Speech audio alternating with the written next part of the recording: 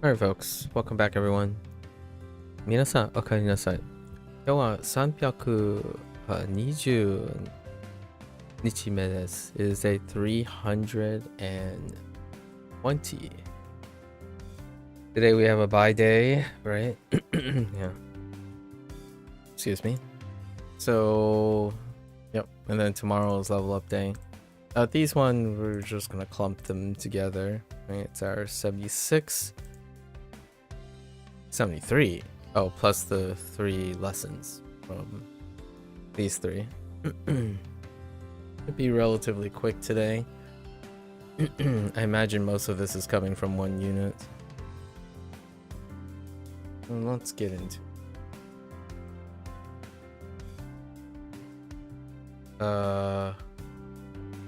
Numa. Okay. 修理 Duty. Oh wait, shoot. 微 Bimyo. 妙 Or subtle. Okay. 並ぶ Narabu.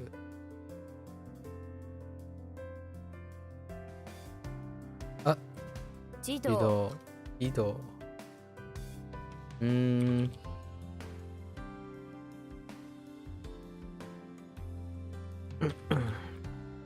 衆議院 Shugin.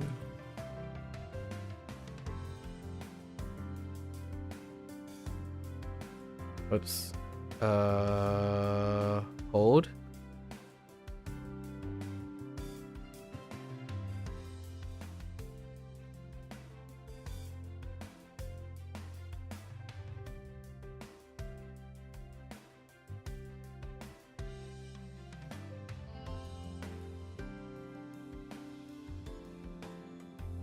Seiketsu Still a little bit weak on the se. 家庭 4年時代幼年時代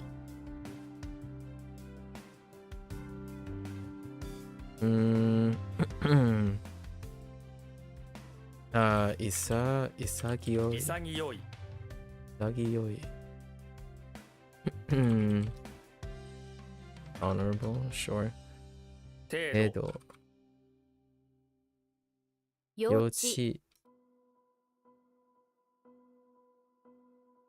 夫婦夫婦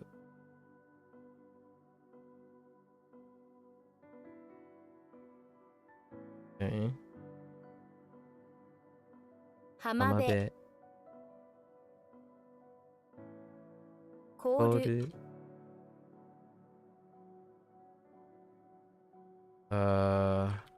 清い攻撃攻撃家政婦家政婦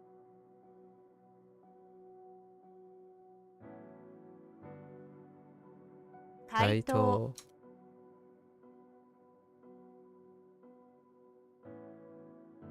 夜更けふけ Oh, there, Tessa. Oh, hello. Oops. Oops. Oops. うつす Oops.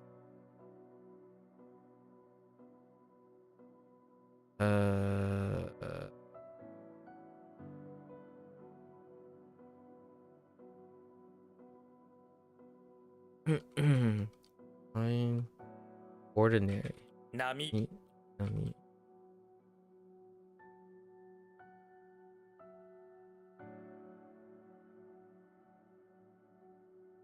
幼児幼児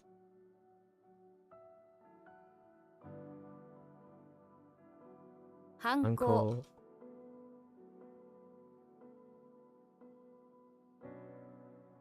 妙妙移 You 民 mean, let's see.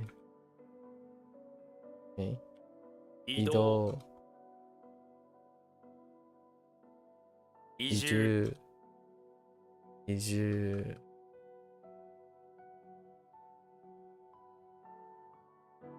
回数券。回数券。回数券。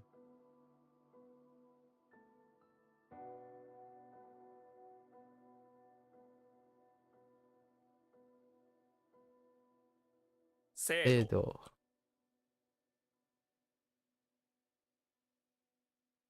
傘立てを。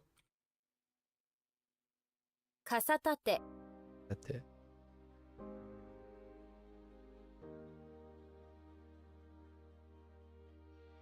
習字学。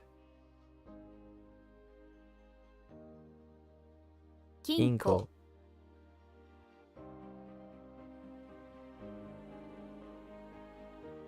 車庫。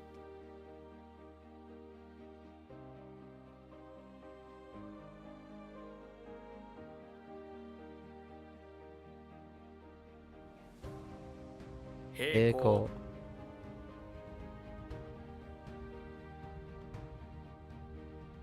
攻める。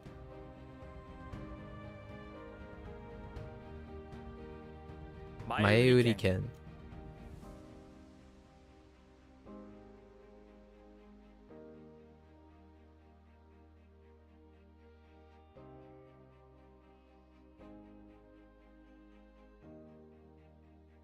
凍結。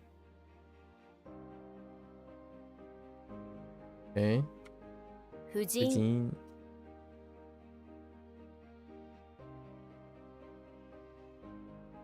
冷凍庫。冷凍庫。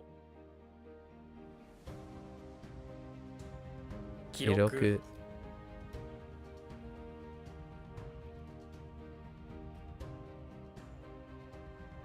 主婦。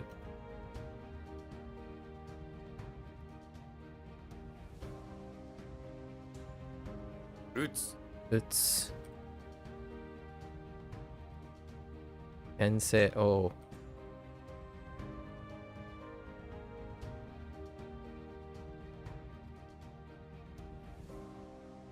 牽制。 I kept having a typo there. That's interesting.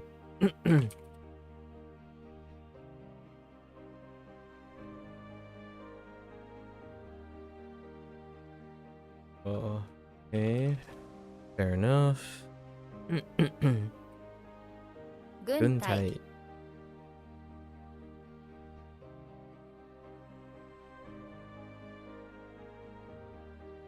利益。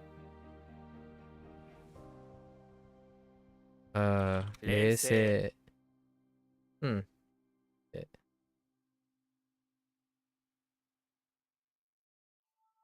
精神。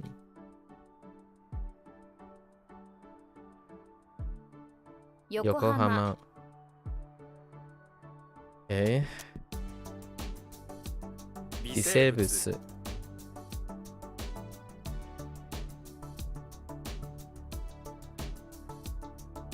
収支。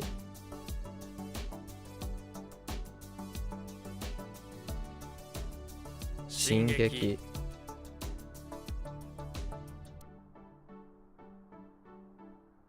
距離。Oh no way. 距離。あらあら。処理。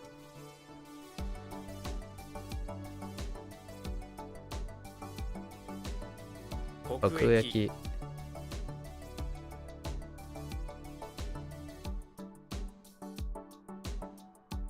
大衆。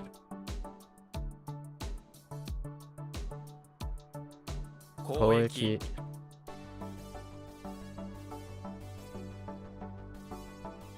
先行。日程。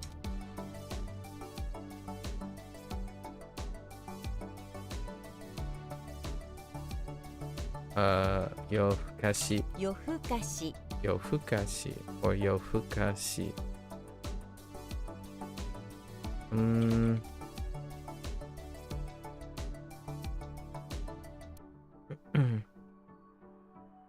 処分。処分。はい。squad。兵隊。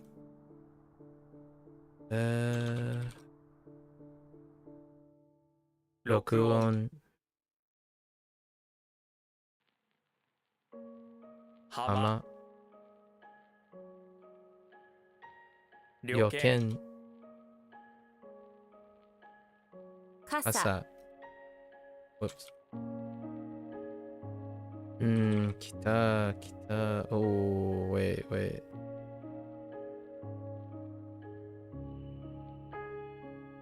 宅に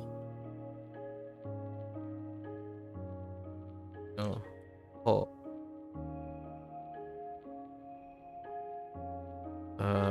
wait. 宅に北国宅に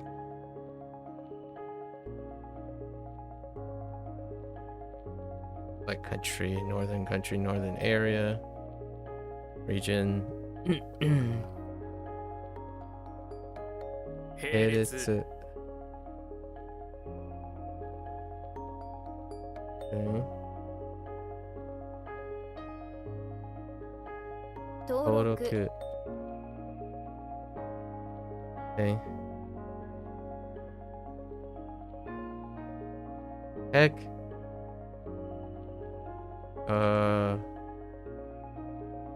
No. Oh, that's not it. 蔵蔵。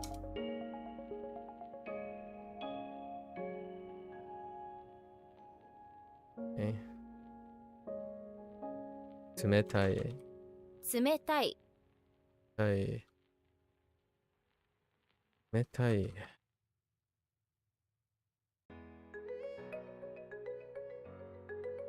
Oops. Ah!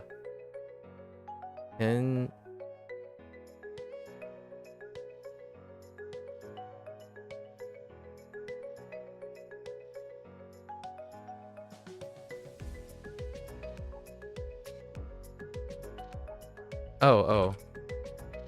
憲法憲法。県 Any difference? Oh. 不潔月。投資投資。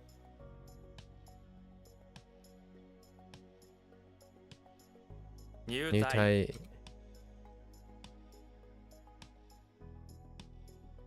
研研修修。Oops. 有有益益。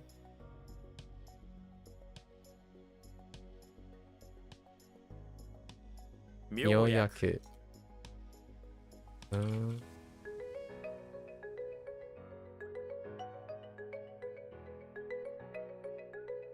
沼地見町。見町。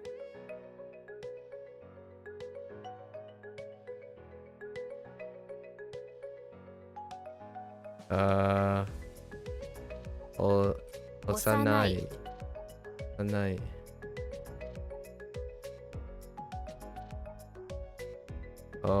ほど。ほど Nice. It's quick. 15 minutes. Let's go over our kanji for tomorrow's level up. Quick days, quick days. I'm gonna start working on something in the evening. Secret. Alright. Let's do our reads and our definition for our level up day tomorrow. Alright. Aku, fence. Me, alluring. Kawa, dry up. Ke, lineage. Kon, marriage. You, play. Ki, flag. Sho, illumination. Kai, pleasant. Han, addition. Bean, or. Ball, scarce. Teki, suitable. Yo, deposit. N, prolong. Yoku, next. Jan, look at. That's it. Nostalgia. Oh, push. Makura. Pillow. Wa, float, roll, leak, fu, token, pull, purchase, itsu, go beyond, choku, decorate, soul, boisterous, high, back, tatsu, photograph, pull, steal, nyo, smell, new, wet, mei, niece. And that's a wrap for WaniKani. These are quick days because we're kind of shifting our schedule back up because of WaniKani. Spoke about this at multiple lengths. I think in general, a nice hot feature as a choice is to designate a buffer zone. Maybe like a here's what I would typically think. Like, this is my current thought about WaniKani's scheduling system. I don't know how difficult it is to implement or rewrite their whatever code that they're using. However, I think it's on a one thing I would like is start. It creates a start time default, right? That's what I want to mention here since we finished so early. A start time default. Basically, when you start a review, that time is stored, and upon completion,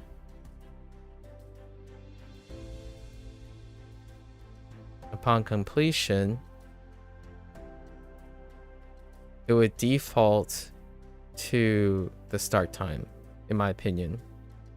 The start time of the exercise. So each review, that it seems like a kind of a little bit inefficient way to do it, but it would store the review's item store time, and upon completion, it would default to it. If it doesn't complete, then there will be a null, right? There'll be a null condition to ignore the stored time. In my opinion, this would then allow one to set review intervals.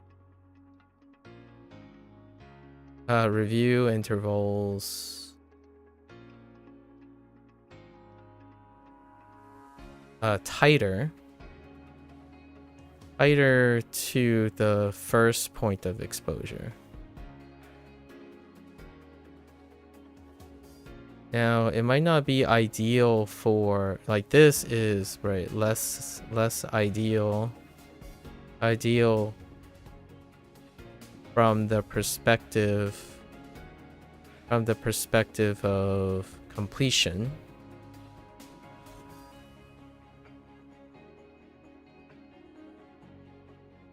Basically accuracy and whatnot. However, there's another factor in here. This would be more accurate to account for how much exposure time you have. So it's at the beginning of the exposure. And these flashcards, like the SRS system, the exposure is instantaneous. Like, the moment that card shows up, that's your exposure time. And what this trade-off, in my opinion, is this gives the option to normalize habit stronger, in my opinion, especially this type of exercise. It allows much more predictability of start time. I think this is one of the much later stages, if not even earlier stages. I think this is relevant the entire time. So it's my current, like, not necessarily a gripe, because you can actually work around this. You can habitually say, oh yeah, like myself, every 2 or 3 weeks you shift the time earlier. There's a huge silver lining for myself. I don't have things going on, so I can shuffle my schedule as I please, right? That is a really big silver lining that, in my opinion, most people do not have, unless they're assuming that they're all privileged people who don't have working hours and scheduling and stuff. So I think this is probably one of the major gripes.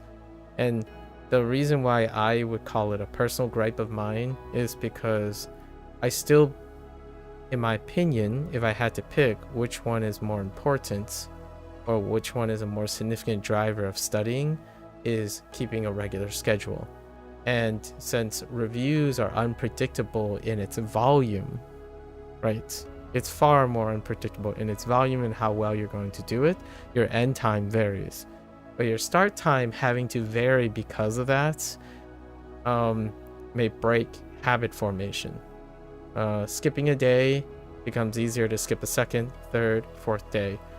Whether you program yourself or like schedule yourself to say, oh, I'll just wait for the next review, and then there's all these comments and compensations like, well, you're gonna have so many reviews, you're not gonna complete them. Like, that is not the point that we want to get to. We don't want to get to the point where people skip reviews, right? The lack of this is also the enabler of leaving reviews undone. That is kind of that's the point got lost in my opinion a lot of times with all the compensation, which is, oh well, if you don't do the review, that's why you save reviews for the next day. It's like, no one's saving anything. You're doing your reviews as they come because you kind of want to be on top of it.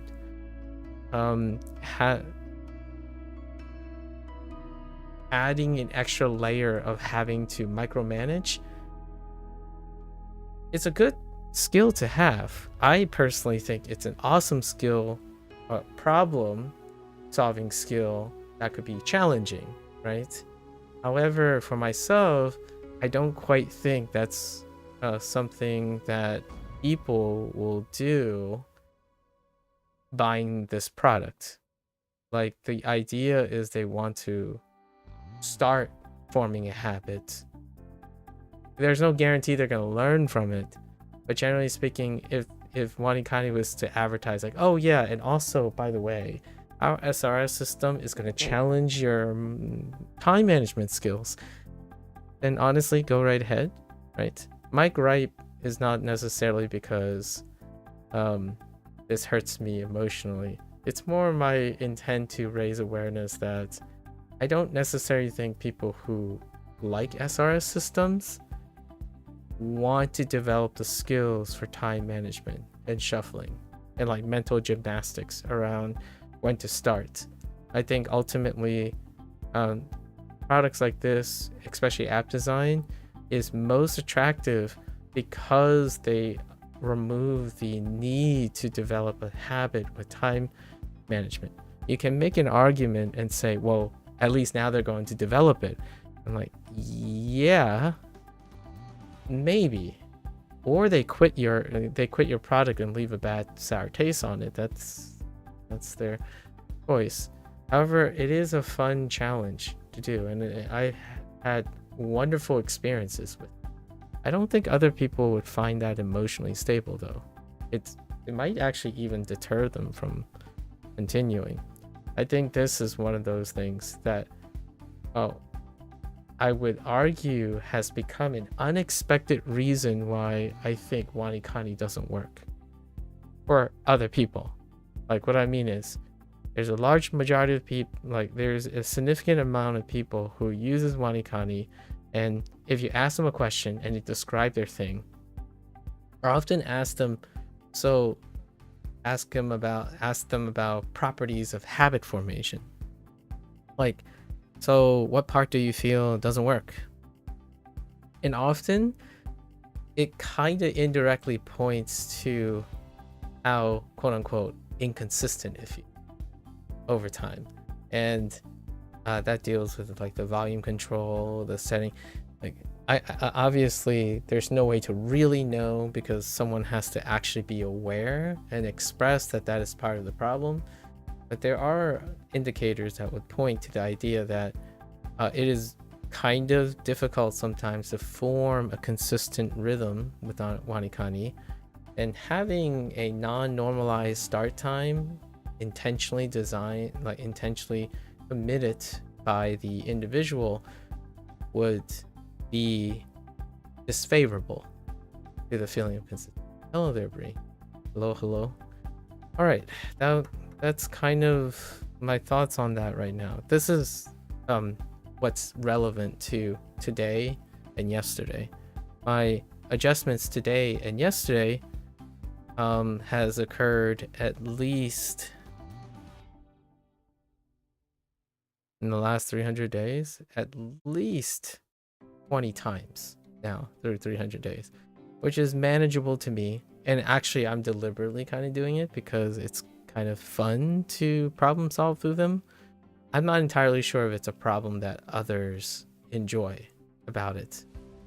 And I don't think it's a problem that, in my opinion, those who are already concerned about trying to find a regular way to, like a regular consistent habit to encourage themselves to improve on the language, would find having an obstacle like that even then. And you might be like, one might counter argue and say, well, they got to learn how to time manage anyways because they're studying something.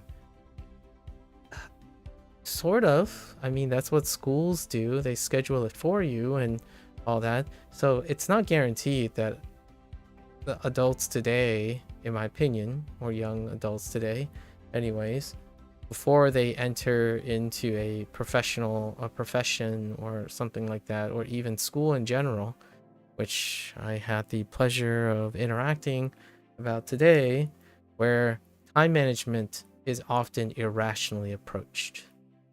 Like quite often. Like someone would say, I have to get this thing done by then. And I'm like, okay.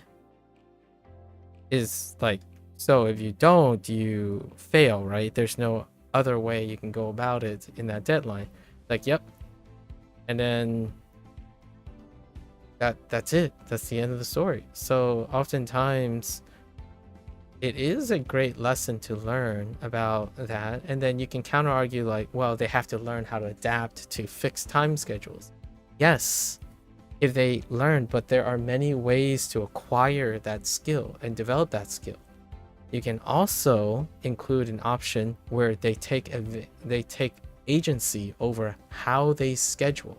Actually, one of the alternative ways to get someone to practice how they manage their time and take accountability for their time is to allow them to do it.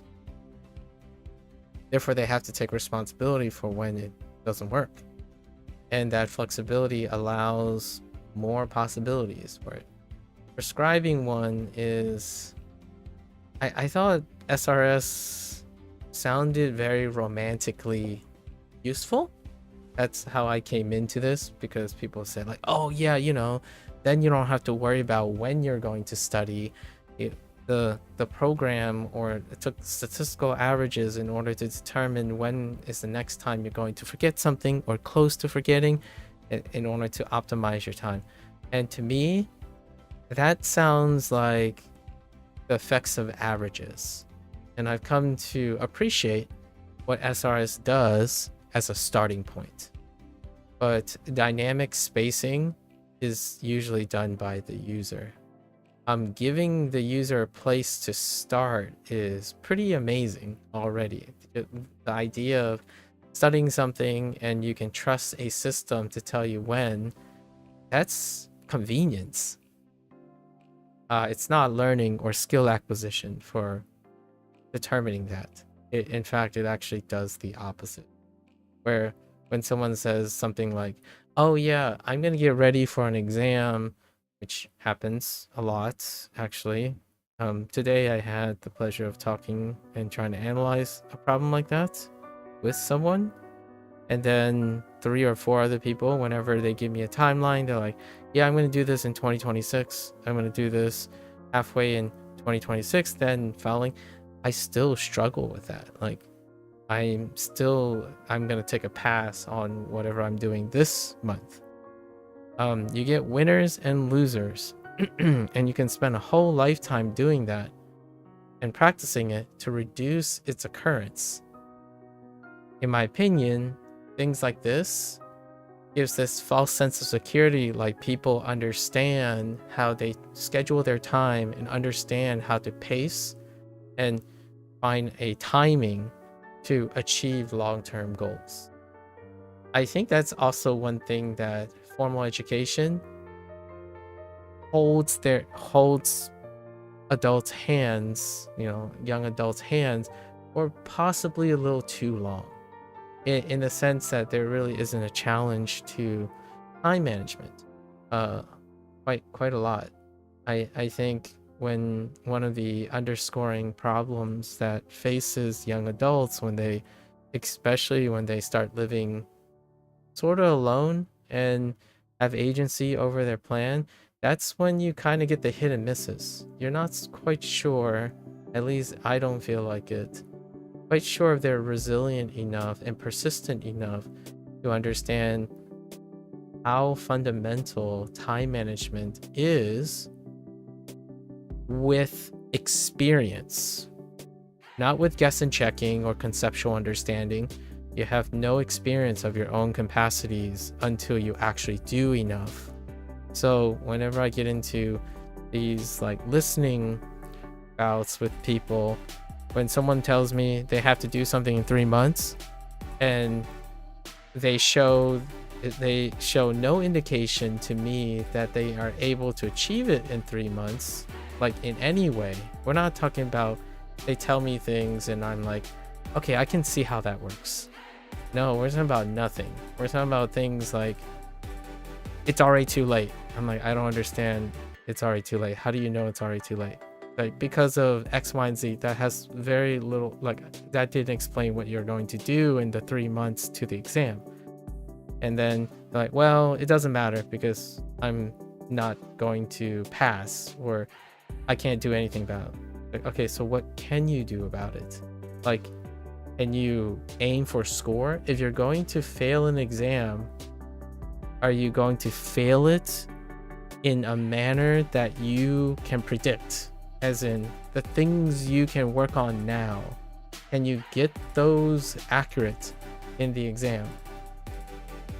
So they're like, well, it doesn't matter if I'm going to fail the exam. I'm not going to bother trying. And I'm like, well, if you're not going to bother trying, how do you know you're going to fail the exam? And then by how much? By how little? You're not going to learn anything by theorizing and conceptualizing your capacities without any experience. No XP equals unpredictable. And when I mean unpredictable, I'm talking about on a number line from predictable to unpredictable. If you have no XP and you rationalize everything conceptually with no XP, then it continues to become more and more unpredictable. So you're either going to test it with experience and find out if it gets more predictable, or choose not to do it and it will be permanently and possibly even more unpredictable over time. So that is kind of the situation. It's very coincidental, and I hopefully, with all due respect to all the people who I have had the privilege to try to see if I can be as helpful as I can be about trying to play up experience, right? I want to play this up for everyone that I've been interacting with lately. I think the last 2 or 3 weeks I've been playing up experience. I think selling yourself short in being able to do things despite failure. Like, if you are absolutely certain, despite all of that feelings and things working against you, I understand. inevitable failure feels inevitable. It's incredibly disheartening. However, you can still play up your experience. You can still win something unrelated in the process. And I'm gonna stick to my guns. This is what I can do myself as a stranger, and that's also what you can do despite in the face of adversity and failure, right? Ironically, I'm not talking about any particular person because, or not ironically, coincidentally, I'm not talking about any particular person. I think the last month, by sheer coincidence, one of the core foundations of the process is kind of lacking in a way, in a really unfortunate, emotionally shrouded way, in like 10 different people, like all at once. Like all of a sudden it's very coincidental that one of the underlying thing is I got to do more, in my opinion, because what I mean is I got to figure out how I can do more, because if I choose to say I can't do something and focus all my energy on what I can't do, we're in the same boat together. I am not going to be someone who you talk to or share something and I'm going to say, yo, you know what, let's just throw up our hands and give up, right? Or like, oh, there's no reward or redeeming quality in failure of an attempt. There's only victory. When you do something, things become more predictable. You like to think it becomes more predictable. Do not underestimate the power of experience at the face of adversity, right? That sounds like a life coach, like go get 'em tiger kind of situation. However, one must also show some discreetness and tactfulness in being aware that it's an incredibly large emotional hurdle to think that doing things despite a failure can be very rewarding. I think that's one of the first steps that I think at least half of those people that I have a privilege of talking to recently hopefully will know or feel, because people don't, like, in those situations you don't start out as a success story, you don't start out as a winning condition, you're not given a winning position before you win. You actually fail and get knocked down over and over again. But not giving up is the inches closer to success. And it comes in many shapes and sizes lately. Oh yeah, no worries, Danny. I actually got up in the middle of my sleep because we're kind of adjusting, so I kind of have half sleeps, like 2 4-hour periods, and you happen to be working on that piece, the get well soon piece during that time. So I took a peek when you were working on your diamond shape things. Your process is definitely different. It's definitely different. It is really fun to look at how other people work. Like, boy, you and I have a lot of contrasts. Some funny moments, some interesting moments that overlap, but your process, our process are so different. It's kind of fun. Like, what I mean is, when I look at other people, I'm always looking at the stuff that I adopted already. So it's interesting now to look from a different lens, where now I have an ironed out process, and now looking at other people with an art process in mind that changes the feel of the game. Anyways, we're trying to cover this thing in the future. And how does this relate to all of it? It does relate to the idea of normalizing habits. We got to normalize those habits, right? The goal now is to create something, play up play up the XP. You play up the XP, you get that person to do something. And when that person does something, you fingers crossed and you're like, I can at least do something despite the unwinnable odds. And that something can have the opportunity and beginning of a habit. And that's how it relates to WaniKani. Now, when someone says, oh, I'm not going to be able to learn a language, I'll never be able to learn the language or learn anything meaningful about a language. Honestly, much like Duolingo's original mission, it starts with developing a habit that creates enough experience for someone to actually work on.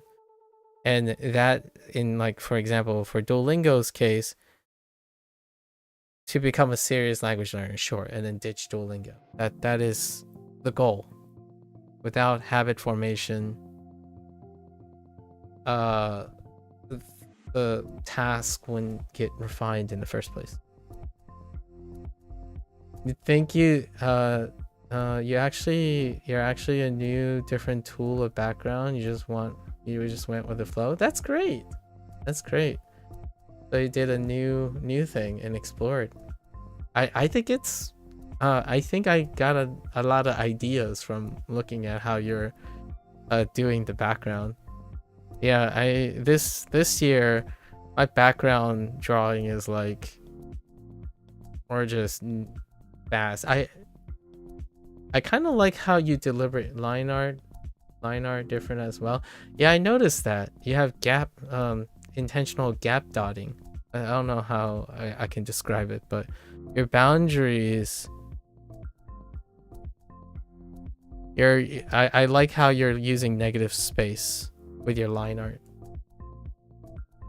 Yeah, so I do this intentionally a lot too, where however, not in this irregularity, but I like using negative space for line art. So the way you're doing line art is very clean, and my way is very like slightly dirtier, right? Like when you're doing hair, for example, there was like this very exactness in your stroke, you know, like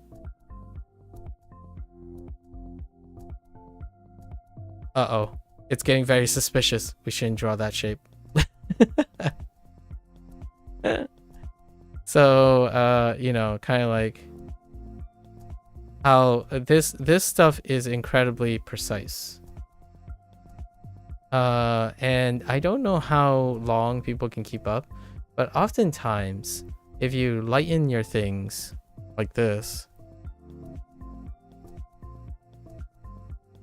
right, like your building outlines, I noticed that it's become looser, right? But you're using negative space in a very deliberate way, and I enjoy that because I also see that in a lot of animations and whatnot. And that's also the way I do you know how like a shirt, right? This shirt looks very boring, so we're gonna go whoop, right? Throw something here.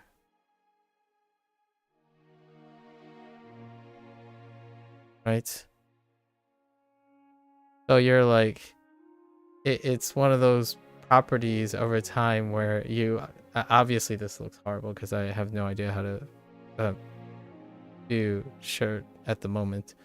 But the idea that I'm trying to emphasize is it really does feel like you are doing your line art where it's not always connected. It's not always consistently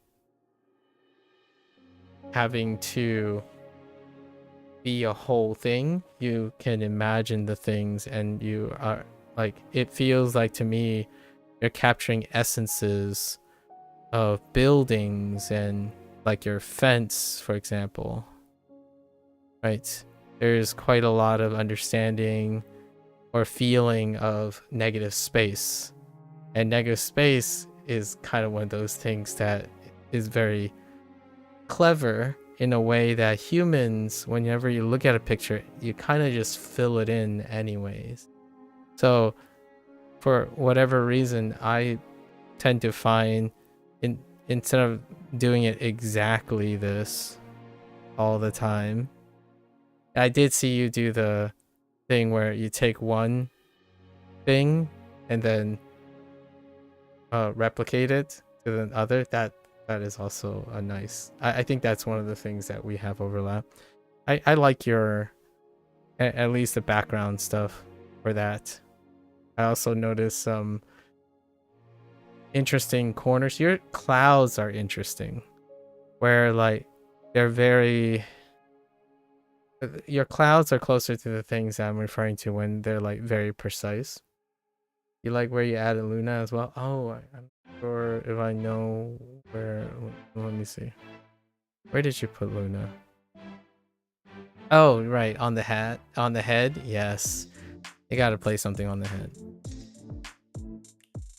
I'm genuinely curious. I was looking, Danny, at your process because I was genuinely curious how you were doing the, like, constantly relying on very, very precise shapes. Like, that's a cloud, but this could be a cloud too. So what I mean is when you're sketching, it still feels like it's not a sketch. It feels more like precision. Like you have, what I mean is it's less flowy, it's more accurate. Like it's very, very accurate. And I kind of understand that feeling a lot of times. And for me, whenever I'm thinking, you add line art as well to the clouds and moon, you just forgot? Oh, okay. Yeah, because like your original clouds, it's interesting. Like, hear me out. I kind of miss the part where your background is, but have you done a thing where, this is just an idea for fun, have you ever taken like a brush and for clouds, for example, you took like a brush with a specific texture, and I don't have, unfortunately this pen tool doesn't have anything, but you just blotted something, right? You just plop plop plop plop plop, you put like a couple dabs everywhere, and then you shape it into a cloud or shape it into the texture. I think that, in my opinion, is a really fun exercise to figure out what your flow is. Because flow is really wonderful sometimes too. You've seen some of your posts in Marcus Discord, you like your art style. Yeah, I do too. My it's interesting to see how it was made, because I didn't ever have an opportunity to see it. Certainly I feel there's a lot of time curating how precise it is, and I can really appreciate that. Now, I'm not entirely sure if over time how you feel about constantly being so exact, right? Your sketches feel a little bit more like you're freely going with it, right? And the looseness is something that I'm not saying you need to make your art as loose, but sometimes having a break from needing to look at gradients is, like, for example, the use of gradients. I think the use of gradients was one of the things that I noticed, where when you're filling a volume, this is where we first, you made, in my opinion, the most impressionable comment about shading, right? I think that's where I find, when I saw you try to fill volumes, you and I differ so much on how to fill that volume. And in a way, it kind of defines. It's very characteristically you. The way, like, you take a shape, and it would be this very, very smooth gradient. Like, this is to demonstrate the volume. Like, this part is lighter, right? And then this part is darker. So the gradient is so smooth. Because for me, it'd be like, well, we're just gonna, all right, sure, this seems okay. And then we're gonna, okay. All right, I need to slightly smooth it out. So let's just add a little bit more here. All right, that's fine. Let's just darken this part and then fade it in a little bit more. So I'm like, I'm constantly adjusting and blending it in. So we're basically going with the flow. But when you color something, it kind of screams to me that you already had the thing, and it's gonna stay the thing. So you're trying to get it to match what you have in your head. And for me, whenever I think about someone who's in a flow state, they basically start with something. Like, you start with even. It's like, yeah, all right. It kind of looks nice this way. So let's do a little bit here. And let's space out a little here. And then, okay, that's pretty good. Let's try to make this part a little darker. So we're going to go this way. And then now we have 3 volumes, right? This is the darkest. This is lighter. And this is the lightest part. And then I'm like, okay, so clearly the light source is coming down here. So let's just, let's draw a light source here. Right? Illuminate this one.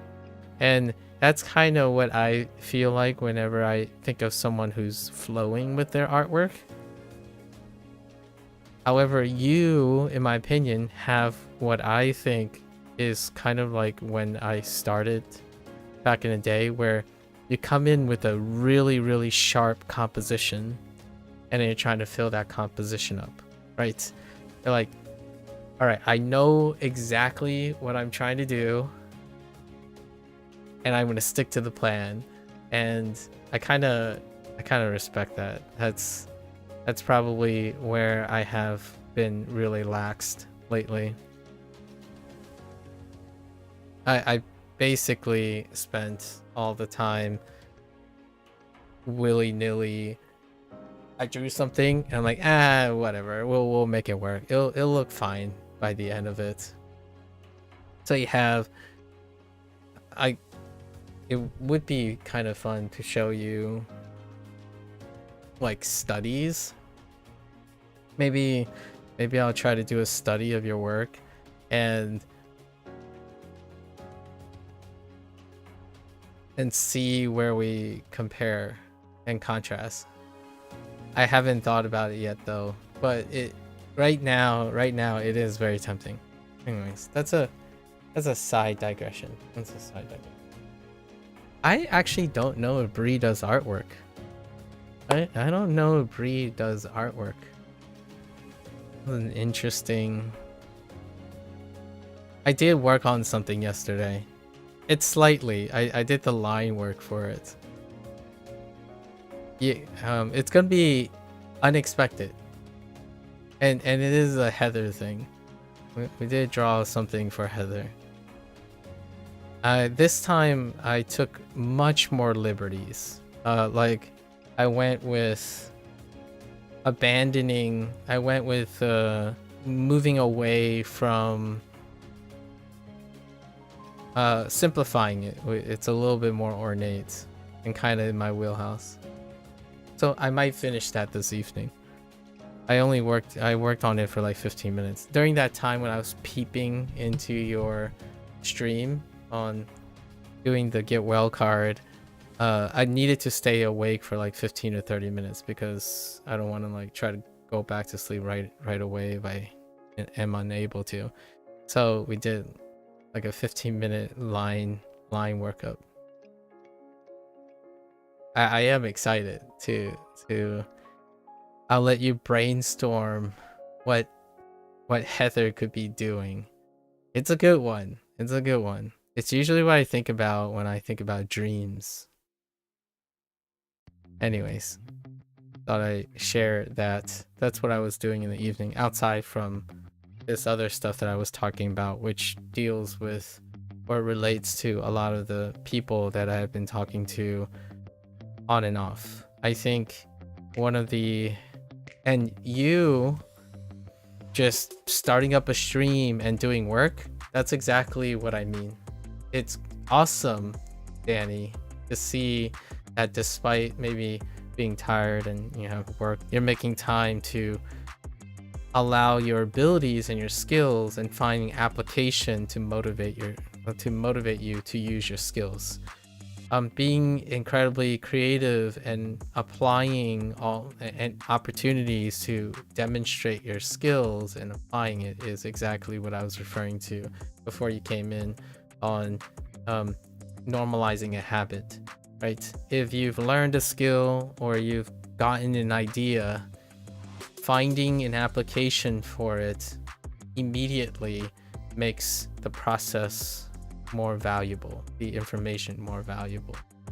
So sometimes artwork is a great way to have people appreciate something without like being very high stakes yet. Right now, I feel the vast majority of the people that I've interacted with, there's a lot of high stakes. Stakes are very, very high, and it's really difficult to step around eggshells in order to encourage that person to take those risks on high stakes.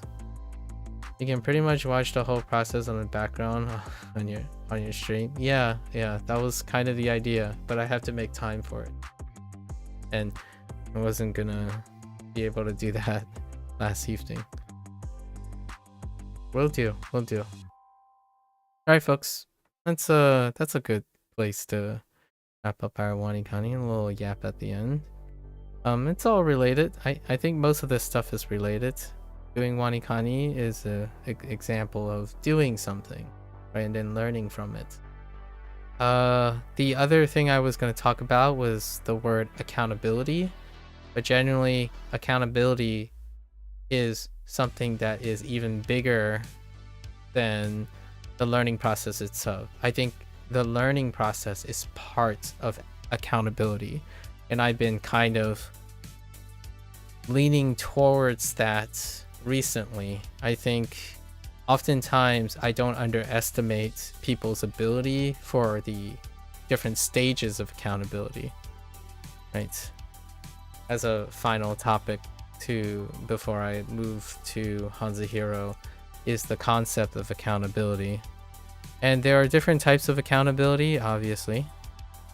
And the specific type of accountability that I'm talking about is the self, because we're still at that stage. And then there's like the workspace accountability, and then accountability with strangers or with other people. So strangers, people, right? Accountability for the self is the stage that I feel like I spend a lot of time talking to people. And accountability deals with the idea of knowing the problem,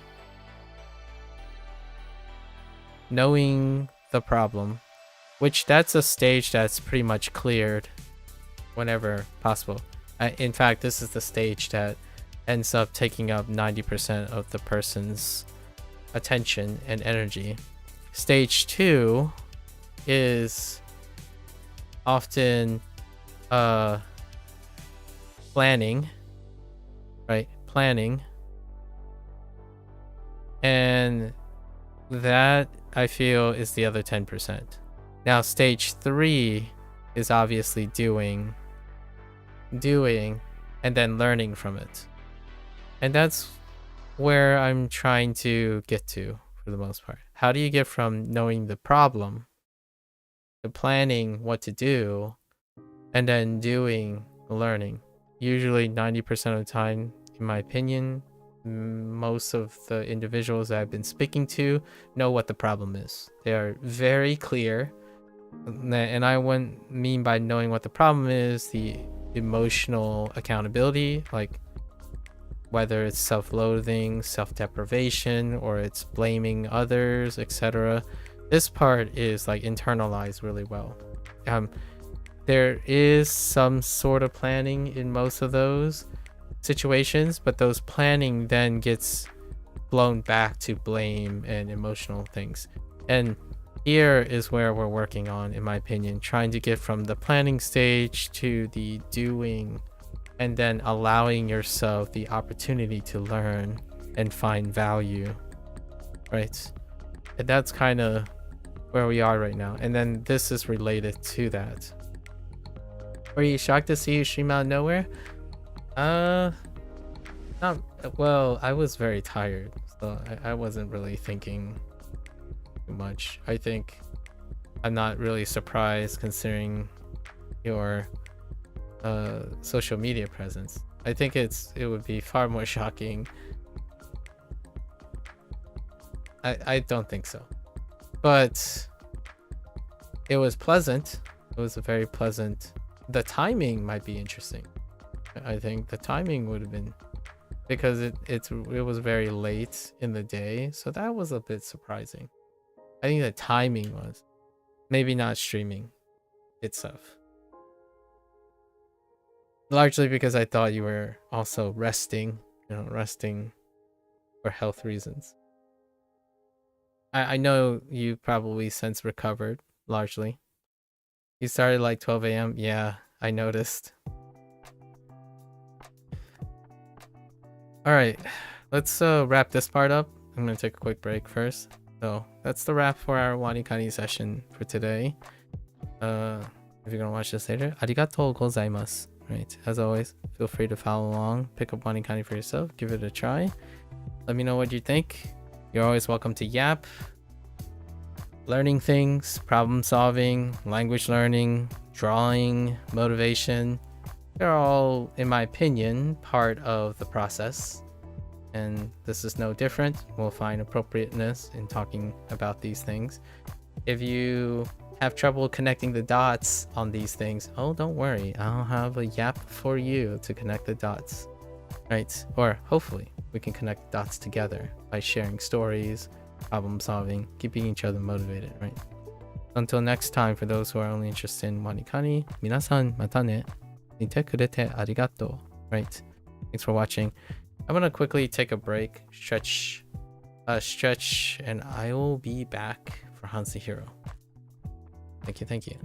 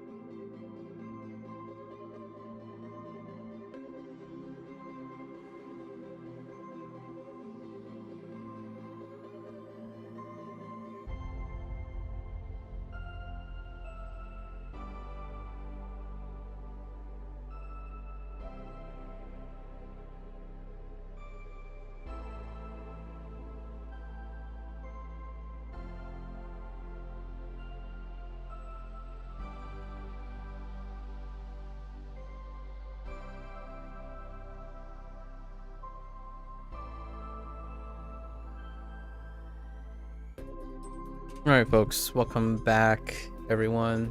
欢迎大家回来。今天是第313天 is day 313. Have two things from yesterday. Have Jun and Xie. Right? So Jun was, what did we change about this? Fungal infection in his mouth, and he was surprised by the medicine. So yeah, flour, mouth, grain stock, right? So Jun.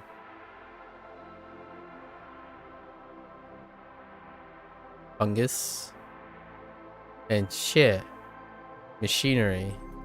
And that's, we gotta imagine her breaking out a halberd, start shaving tree logs into a fence. Or the bathroom. The bathroom part is probably the weaker parts. That isn't very pretty, but that's fine. Sure. Xie, machinery. Alright, those are our two characters from yesterday. I think there might have been one or two others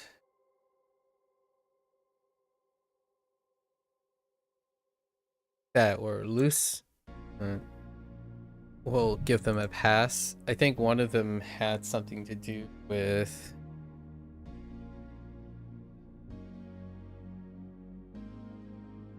a proper noun, possibly. Anyways, let's get into our lessons. 泡沫泡沫. So we got pow, bubble, and then foam. Bubble foam is great. 泡沫推卸推卸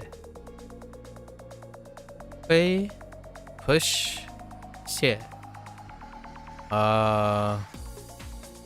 what is 卸 Lena to unload, to push, to unload. Not quite it. I guess. Actually, I'm kind of curious. Is skirt? Let's think about skirt from, yeah, to avoid. I can kind of see the unload thing. So to skirt is to maybe like to push off. Yeah, to push an obligation away. In order to unload, to skirt. Okay. I can kind of see that. Actually, that's coincidence. Because I feel like there was a lot, and there's often a lot of skirting. Yeah, skirting responsibilities. 推卸 That's kind of one of the core parts of anxiety and negativity right now around conversations that I had in and out. Whether one is more like being forced upon someone, or versus like the balance of skirting responsibilities or accountability for responsibilities, or accountability and skirting. Which is it a lot of times? 只在只在 purpose, present, or purpose at. Okay. Aim to. Okay. I mean, that's okay. You're aiming to do something, so it's the existence of a purpose. Aim to do something. I'm not sure if I'm gonna remember aim to though. 只在 Sorry. 奠定 Ding. Establish and set up. Establish. 奠定公函 公函 Public Han What the hun? Envelope. Public envelope. Official letter. Interesting. Or official envelope. Okay. 公函。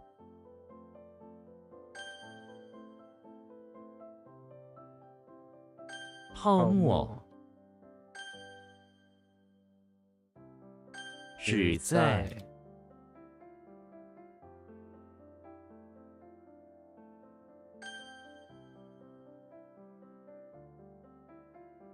公函。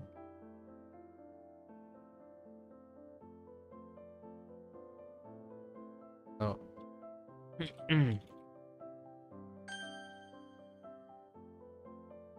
变病。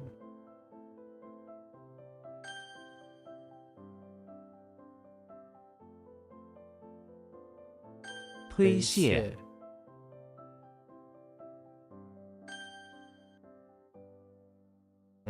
凳子。 I think to push off is not too bad as well. Instead of to skirt, to push off.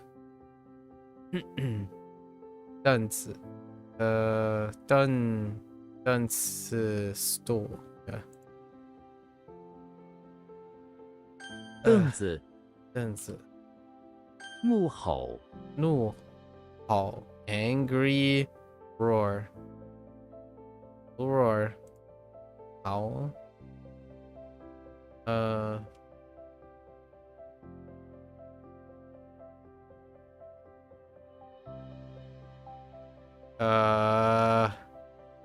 The hook in the, oh yeah, 怒吼。怒吼。哦，怒吼。奠基。奠基。Establish foundation. To lay a foundation. That or base. 奠基。条凳。条凳 bench. A piece of stool, or a strip of stool. Yeah, fair enough. 条凳。函件。函件 envelope. Oh, envelope piece. Correspondence. Nice. Although I think that's still 函件。 honestly just end up being a letter.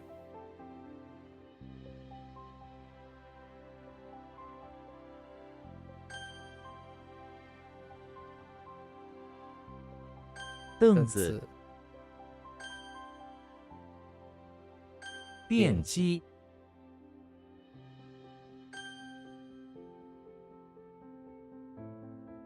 条凳。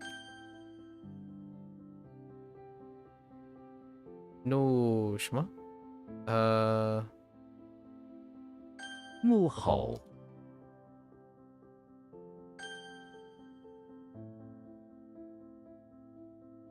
函件。函件。Correspondence is such a fancy word. 主旨。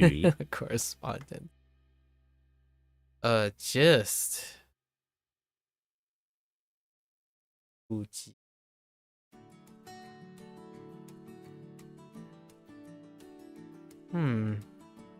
Master purpose. You know, that's kind of interesting. It kind of varies. Like the main purpose of something can be seen as a general idea, like a less accurate, as opposed to the precise thing, right? Like, oh, the main idea, that has a feeling of I'm just generalizing more so than the main idea is the most important idea. Like that's the important idea, but it kind of flexes back and forth. And Zhu has that flexibility. Like, oh yeah, this is the most important idea. It is the important main idea versus, oh, you know, that's the main idea or the general idea. And this one does the latter than the former. So master purpose is a gist, as opposed to it is the most important purpose. Like, it is paramount. Yeah, the main idea. That's exactly how I thought about this. I mean, that's kind of interesting. That could be both, obviously. That not only do you, the meanings and intents are kind of opposite in this attempt, in this English usage.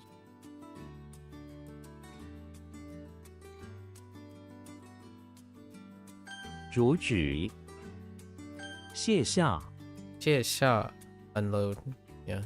下 is a way to provide position for movement stuff, for movement verbs. 卸下卸下属 What the? Sichuan is Shu. Oh yeah, the region. Right. Oh, there, Akita. Oh yeah. Oh, so it is Shu. Was Shu the most southern? Hang on, I need to look at these regions again. We were talking about that with the French person yesterday. Up.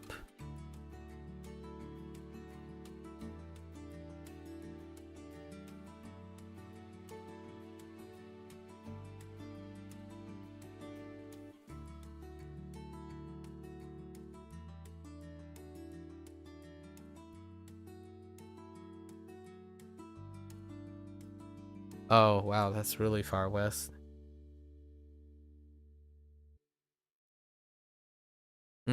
Man, the land mass map, the land mass of the provinces are certainly not created equal.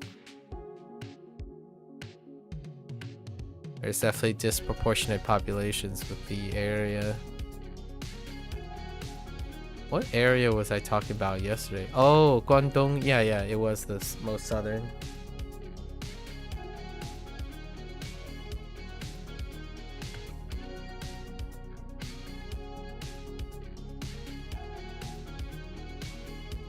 Okay. I'm just getting familiar with the makeup again. Alright. Sichuan, man, Chu. Sherlock is in the basement of the house where... Wait. Why does that look so familiar? You kind of look like a Du, but you also look like a Shu. Shu is... There's another Shu with the left, right? Belong to? Oh, no. Yeah, it's sort of to the left.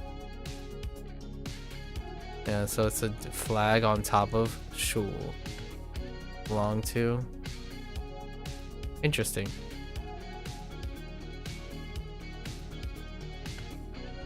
How often does this occur, I wonder? We'll go into what, insect? How many Shu? Oh, okay. How recognizable is this for a complete character? Shu. Chu has this. Oh no.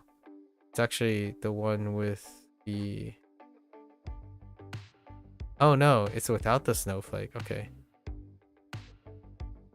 So there are multiple of these. I wonder if I can generalize this. What was it? Oh no, but it's Sichuan. Sichuan is too specific. How many times does this occur? Let's see. Okay, we already have Chu. And technically the other Shu. Here's another one. Chu. Oh boy. Oh, hey. Shu. This Shu occurs as multiple times too. Although there's no relation other than the final. Nah, it's not that common. Neither of them are. There's another one. Interesting. Seeing how generalizable this character is, like as a whole, in other characters. Sherlock Holmes is in the basement of the house where he is sitting at a table organizing the insects, right? Checks out with the other mnemonic he caught on his trip to Sichuan. He takes him out of the containers and net he has them in and arranges the dead insects on the table. As he does this, he snacks on some Sichuan peppers and whistles a Sichuan tune. In Sherlock's mind, it is elementary that Sichuan is the best province, even their food is sometimes too spicy. He even tries some Sichuan hot sauce on some of the extra insects he has and eats it. Not bad. I mean, that's fine. That's something Sherlock would do. In my mind, Sichuan.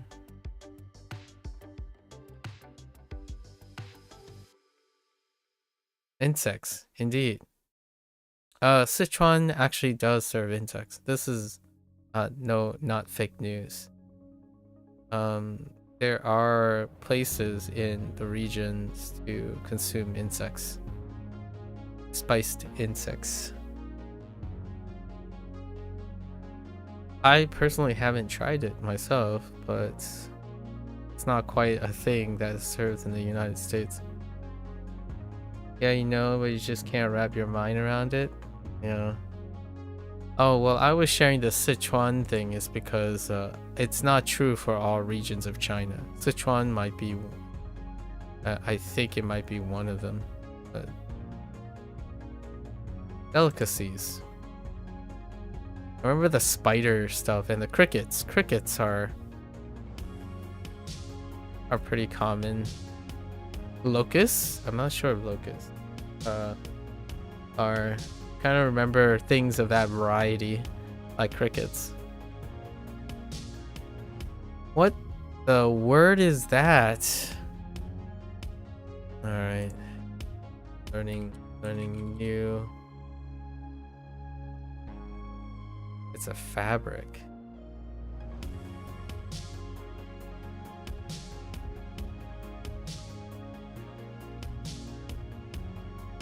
Richly decorative shuttle woven fabric.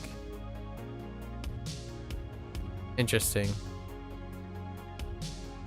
Oh, okay. Brocade? Brocade?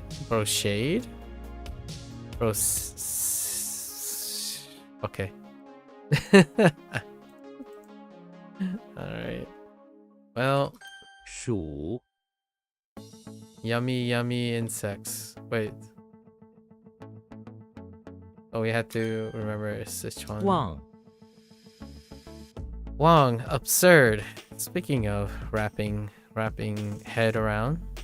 Wang, absurd. That does look like a Wang. Outside the female radical, but death. Walter White finds death all the time. Walter White is in the bathroom of the chapel where he confronts Death. Death wants to take his life for all the bad he has done. Death pulls down their hood and is revealed to be a woman. How absurd. She takes her scythe and touches Walter, and he turns into a woman too. Doubly absurd. I guess that's one way to think about the absurd. Confronting death is kind of absurd, I suppose. Wanxiang, delusion. Wang. Huh, crazy, absurd, arrogant. Intriguing. Crazy, absurd. Arrogant. 望 That's kind of poetic.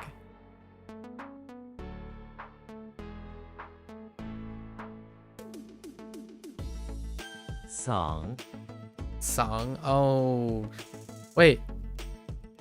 I thought I had another throat, right? What was the other throat? I do have another throat, so it's probably paired up with that throat.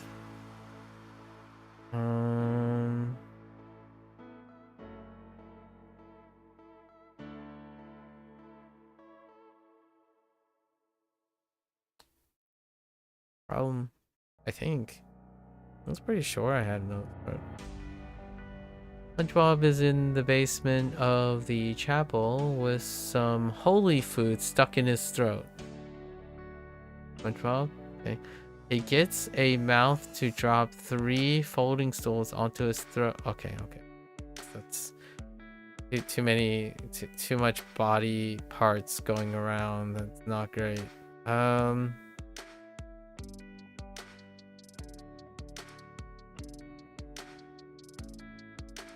Road, SpongeBob.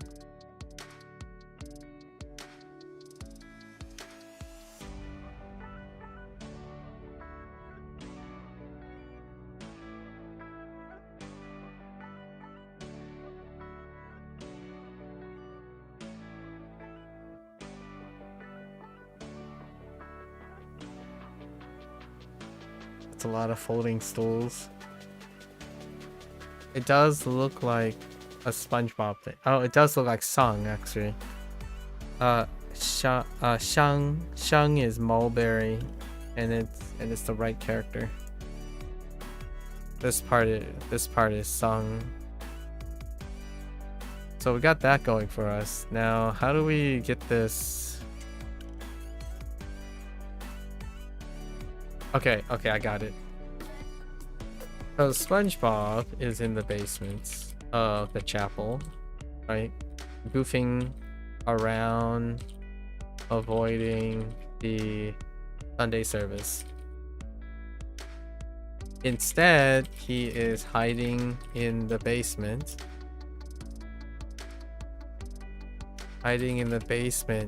Trying to balance 3 folding stools with his mouth. Little does he know those folding stools are the chapel's relics. And he ends up breaking them. Okay. Piece of cake. Sangying. Interesting. Throat voice or throat sound voice. Sang. Oh wait. I need to add throat. Oh boy. With his throat and mouth? Honestly, I don't usually picture SpongeBob with a throat. Because he doesn't really have one. It's just all mouth. All mouth. All mouth, no neck. Alright. Okay. 主旨 just okay.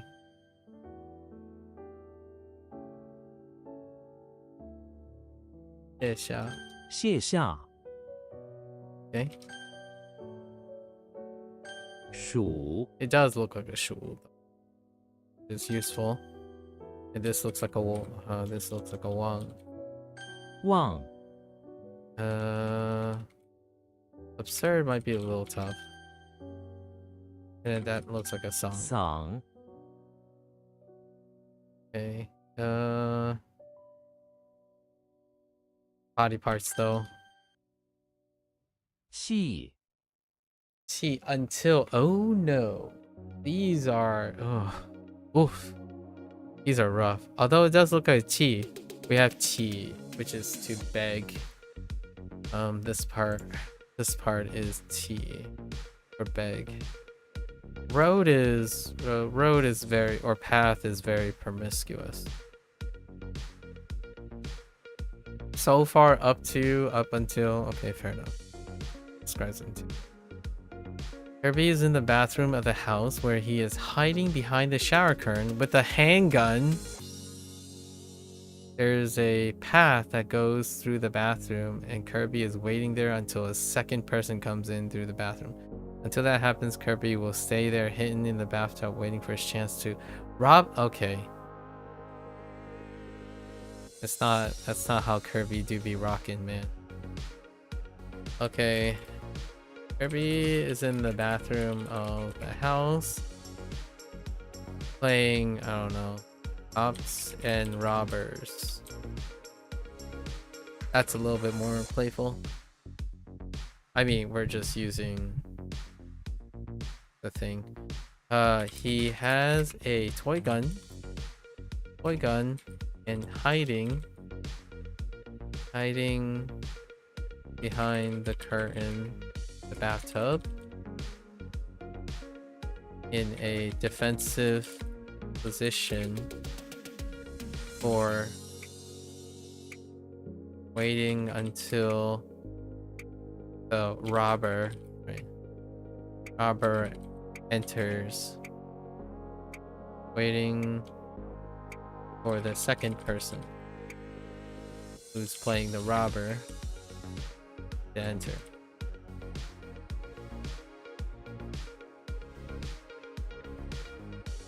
Okay, it's a slight change, but makes the difference, because without the playfulness, then what does it default to?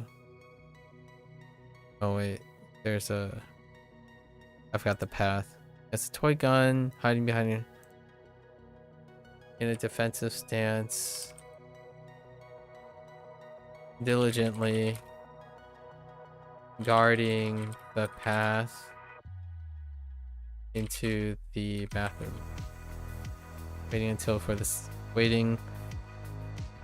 until the person who is playing the robber to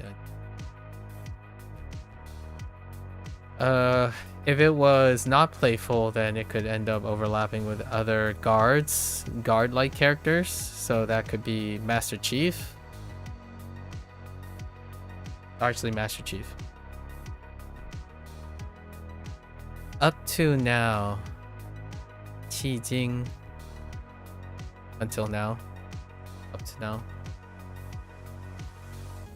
系怀 Huai? Oh no, it's another Huai, but you don't look like a Huai. You kind of look like a Hui. A sandal. The Huai that triggers me at the moment is Huai for Huai, like the Huai River, Huai He. To pace back and forth, that reminds me of what? Pai? Is this like Huai Pai or Pai Huai? That kind of sounds a little... But it's pacing back and forth plus pacing back and forth. Hesitating. Yeah, I think it's the same one. Probably gonna be paired up. The Hulk is inside the hallway of the high school, where large crowds of students pace back and forth. Suddenly, a huge whirlpool opens up next to the lockers, swallowing some students. The Hulk, wearing his favorite pair of sandals, runs over to the whirlpool, ready to save them. But he doesn't. Instead, he paces back and forth at the edge of the whirlpool, wondering if it's worth jumping in to save them or ruining his favorite pair of XXXXXXL. I think I said X a couple too many times. Sandals that he just bought. Oh, come on. I think I got one better. Oh. Hulk is... Everything kind of just stays the same. He hesitated. He's inside the high school. Yeah, a crowd of students. You know what? We're just gonna... That's fine. I was gonna say he carefully removes his sandals, because we're doing Gentle Giant for the Hulk. He carefully removes his sandals before jumping into the whirlpool. No? Is it? Yep, Pai Hui. Pai Huai. Yeah, Pai Huai. Pace back and forth. Plus to pace back and forth. 怀 Okay. T T.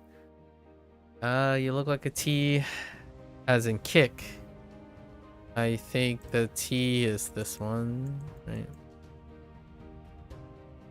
Without this. T. Alright, to pick out. Timmy Turner is in front of the house where he's trying to save his pet guinea pig that is on the lawn with a bunch of miniature hot suns tangled in its fur from a wish gone wrong. Okay. He gets a saber and begins to pick out the suns from the guinea pig. Each picked out sun falls with a sizzle on the ground.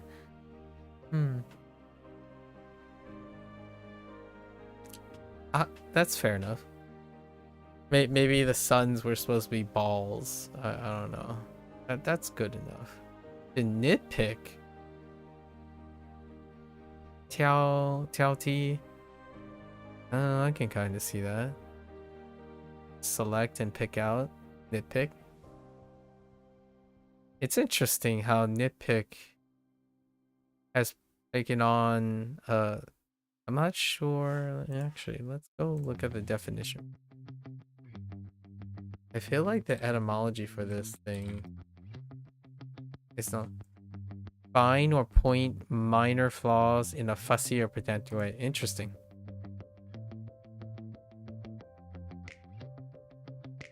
Yeah, nitpick.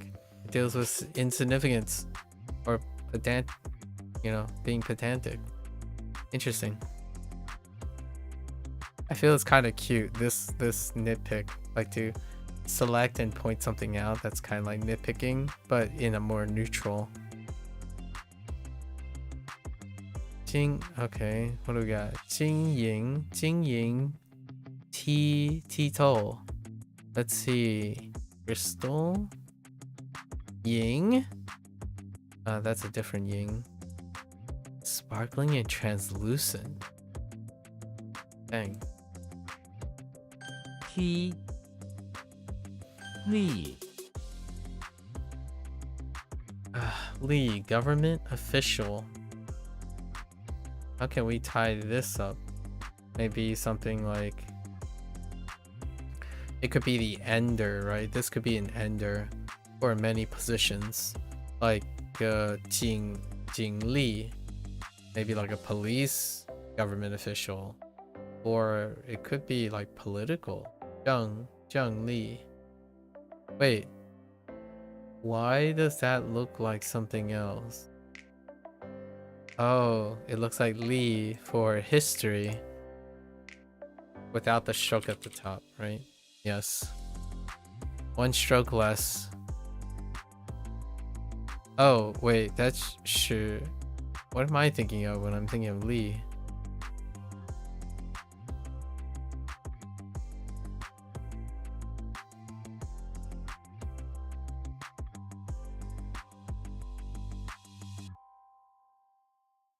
It's not Rakishi, so they're both she, but interesting. It's fine.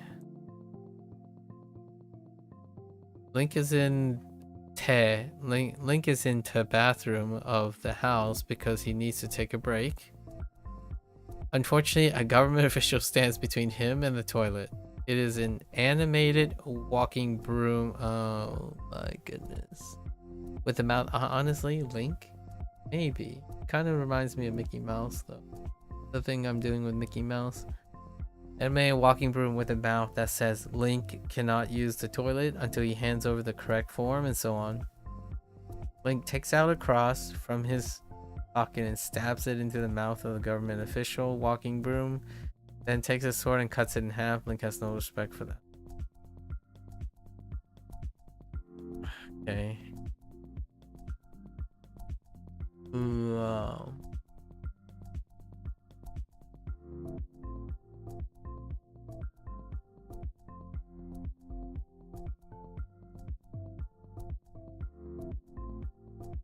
Okay.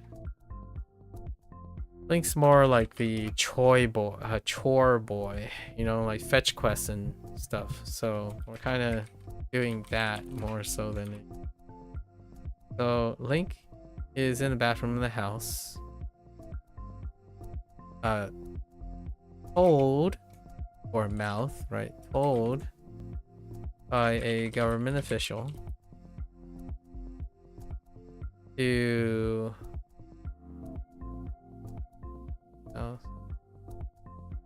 cross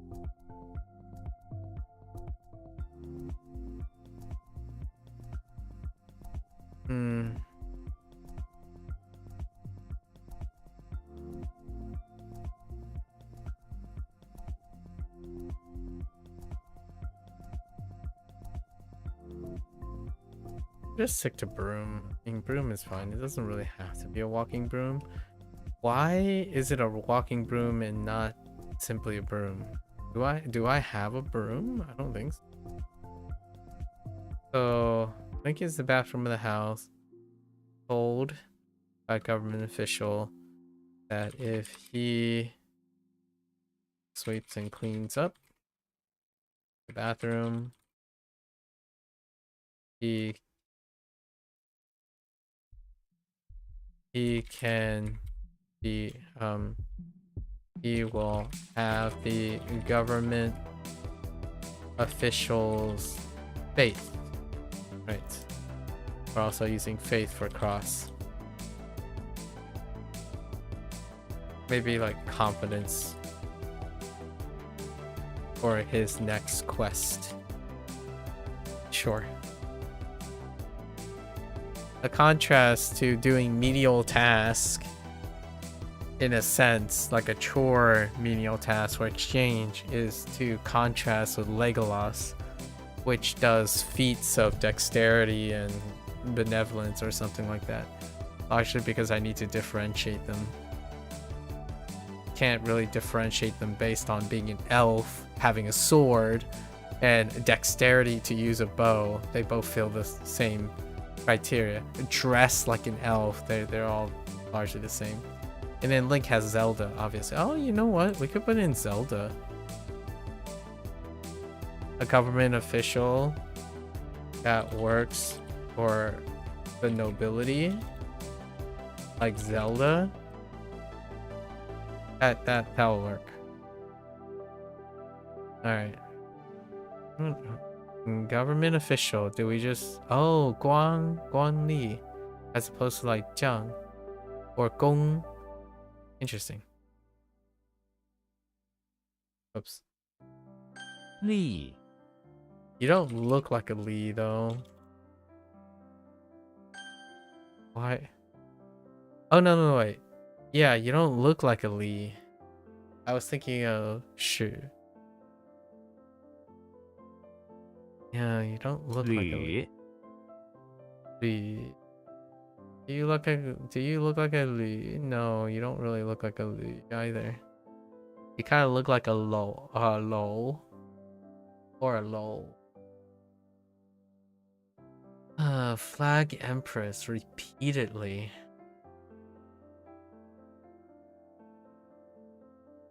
Louis the 14th is in the basement of the house where he is bickering with the Empress. Checks out, who sits on the other side of the basement. She has repeatedly tried to modify their royal flag to be different, and Louis the 14th repeatedly told her that it is not okay. No está bien. It goes over to... Oh, wait. This is where Bree can come in and say something in French. He goes over to the other side of the basement and steals the flag. Steals the flag from the Empress while repeatedly saying that if she does it once more, he will divorce and decapitate her for questioning his absolute power. Alright, that kind of checks out. Li Ci makes sense. Repeatedly times. Li. Alright. Okay, imagine. Xi. Imagine. What was this? Like, oh, it was until. That could be a problem. T. What was this? It was a wish gone wrong, but just cutting the sons from the... What is this? Oh no, to pick out. Actually, this might... no, this might not be good. I need something else. Pick out.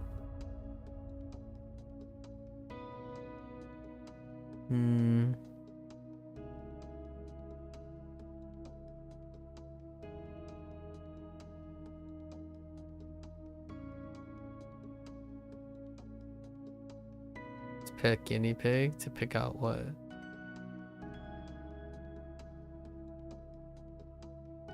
Scrape.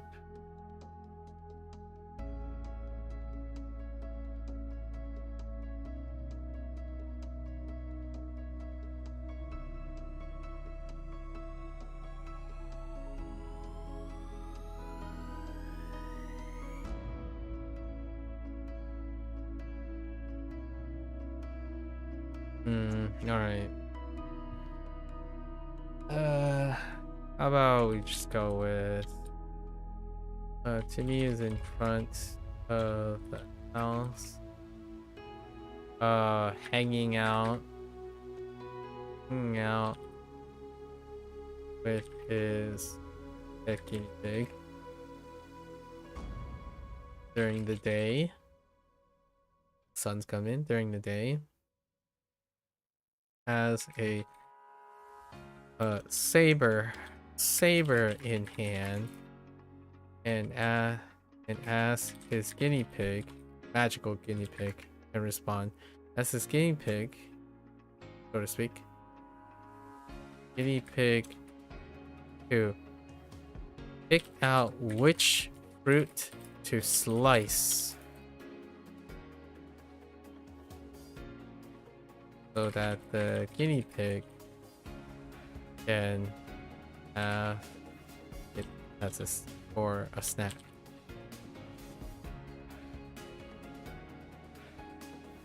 There's got to be some wishing involved. We'll see.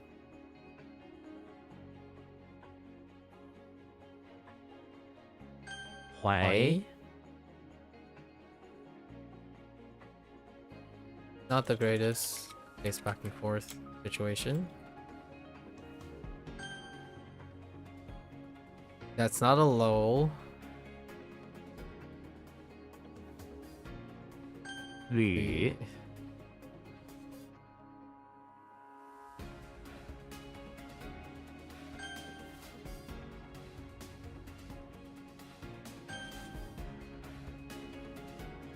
Li.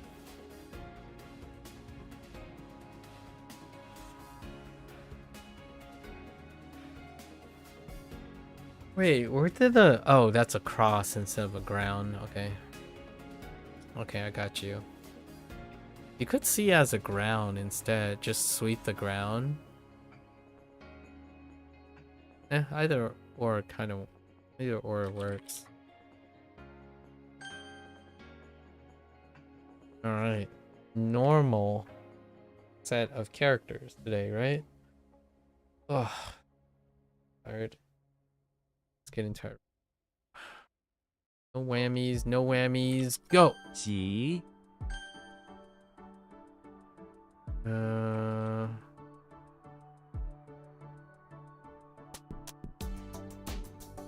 Heck. 催促。妈妈催促我快点吃饭。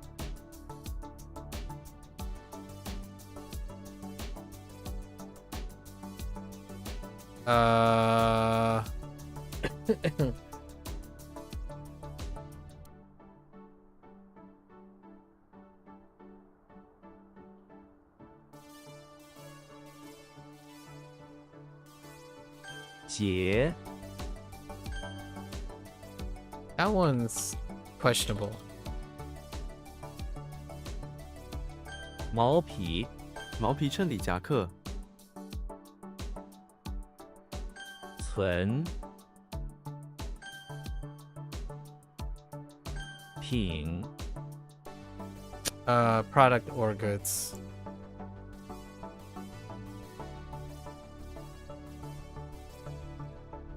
Oh no, is this?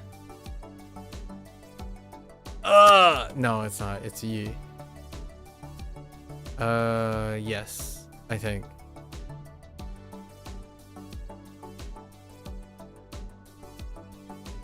契约，你应该先仔细阅读契约。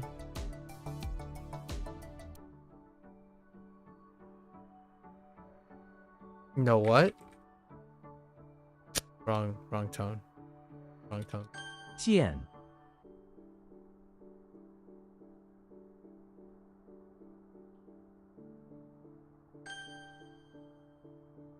That was kind of questionable. 宠物，我有一只宠物猫， What the? Oh.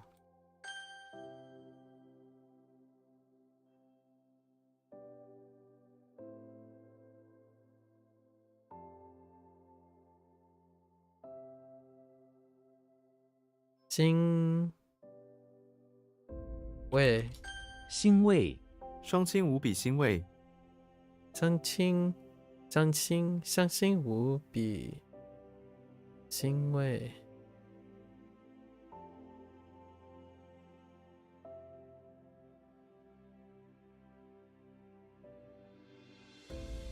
All the way.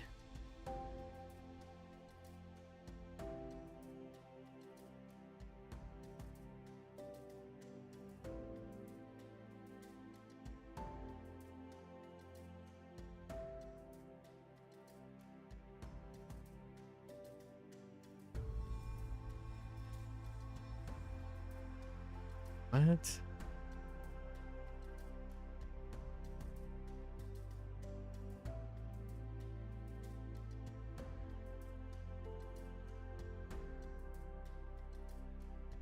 Like what? I don't know at the moment. It's something like that. 7月， 7月是最热的月份，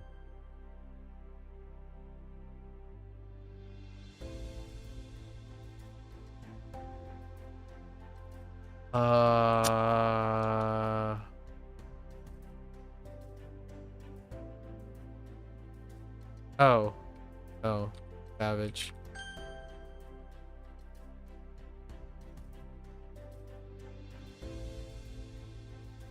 猖狂，宗，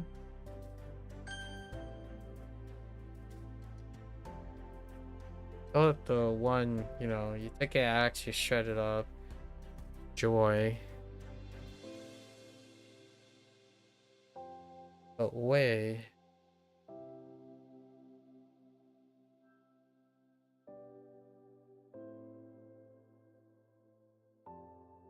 There.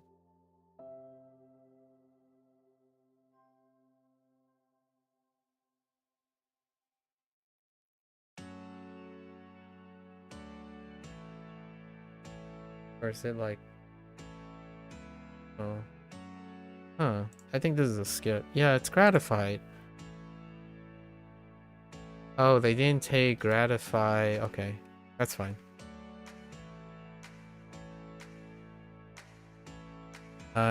My console is a little bit weak.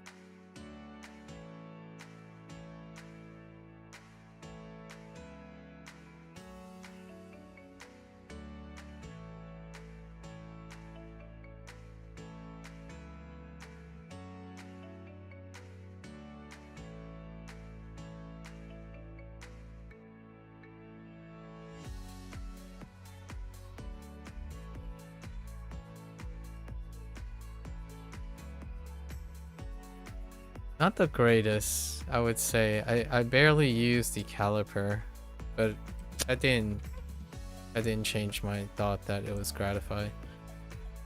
The console is a little bit lost there.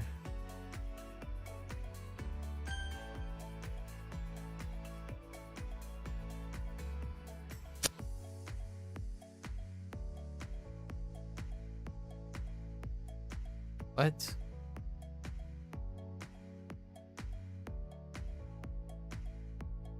嗯，春比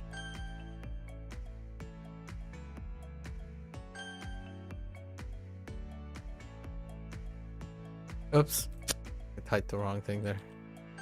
呼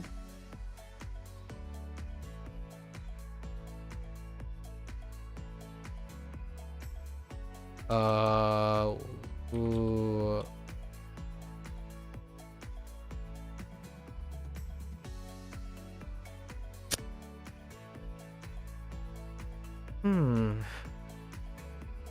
Oh no, double body parts.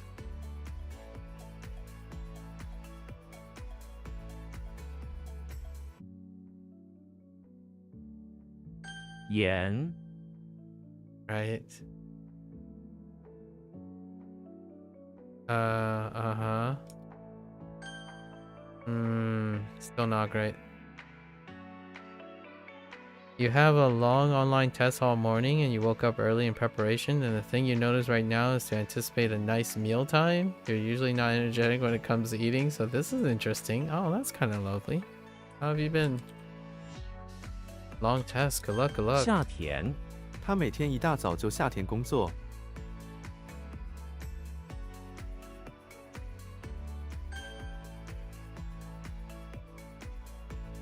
阅读阅读是一个好习惯。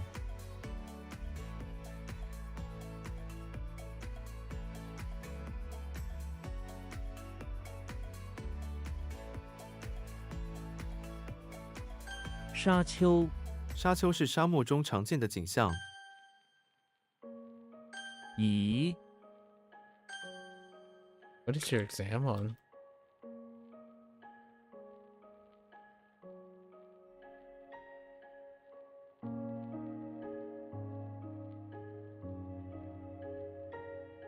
Showing up like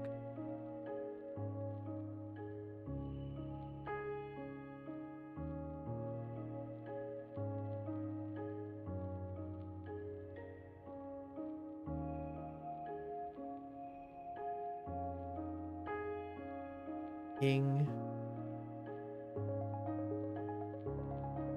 这是为了我们的后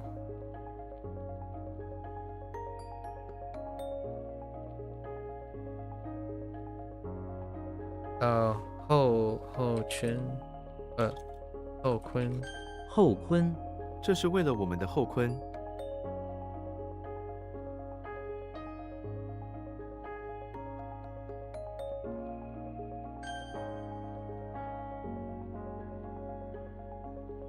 选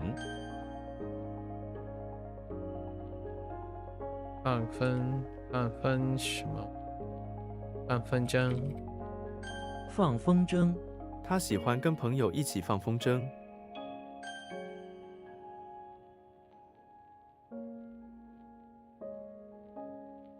What?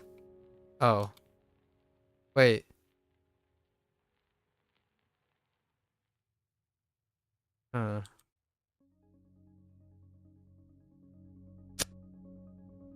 Excuse me?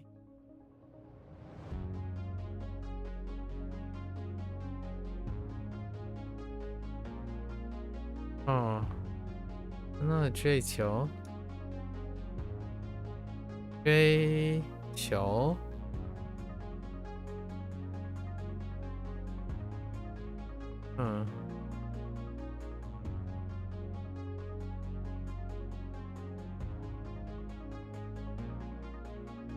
雀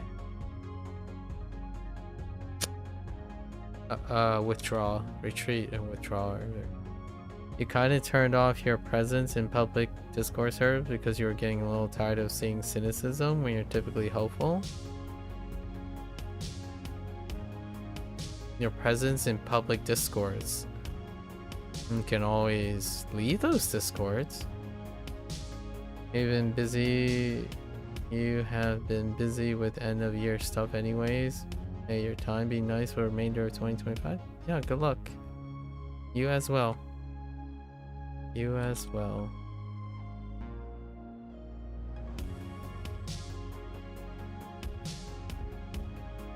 衣冠，皇帝的衣冠非常华丽。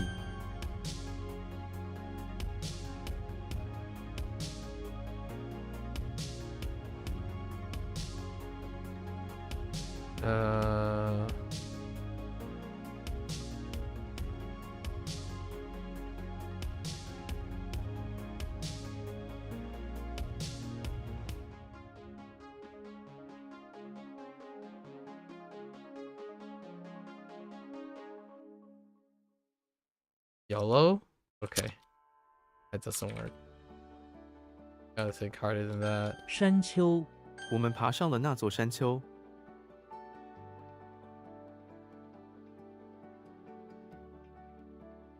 You look like a body part.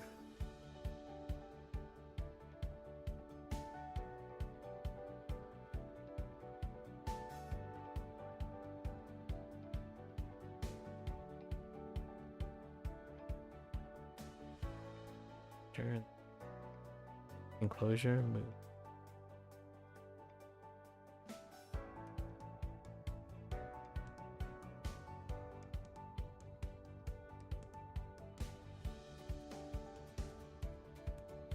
Why?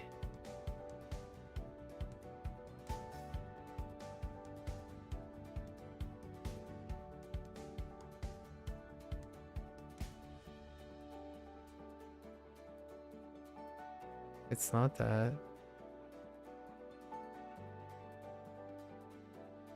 It's not that.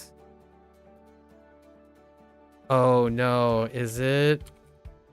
长， Chung? Yeah, it's a body part. Morgan. Like why do you look like a body part? Because you are.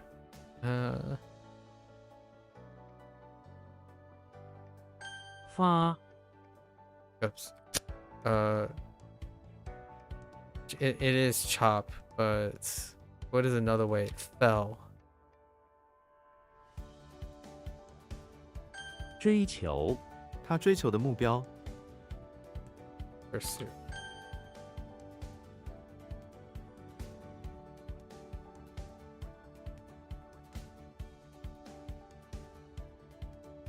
Sorry, I had to sneeze.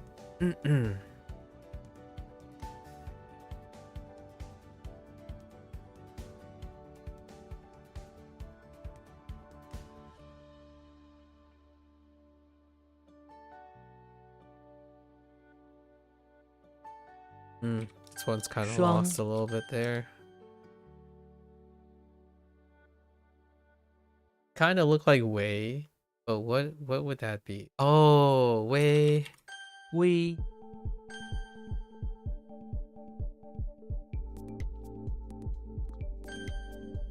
Withdraw and retreat are acceptable. 戒酒，戒酒需要很大的毅力。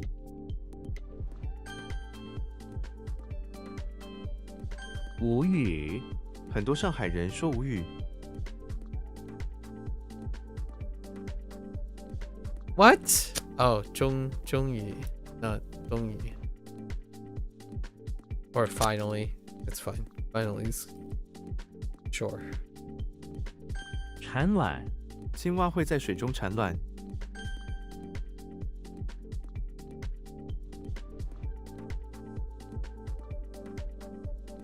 芭蕾，他很喜欢芭蕾舞。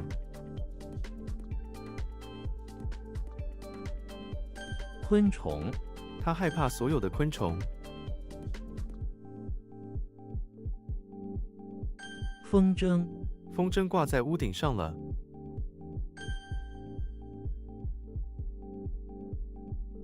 终于，我们终于找到了失误。 如， It's like, or just like, or be like. Fine.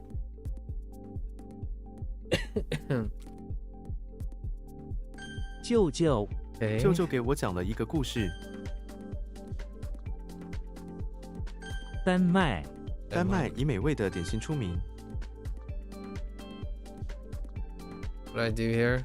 What happened?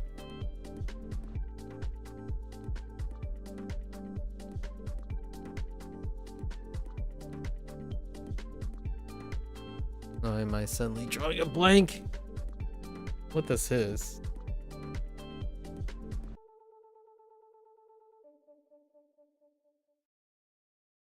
Oh, right. Or to chop down. Or like to chop. Take down. Chop. Okay. 焚烧，他们在森林里焚烧树木。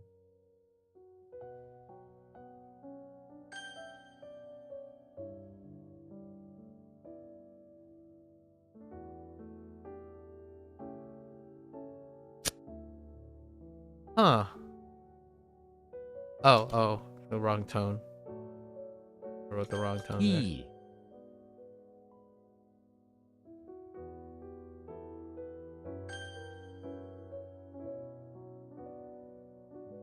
嫌弃，他被社会嫌弃了。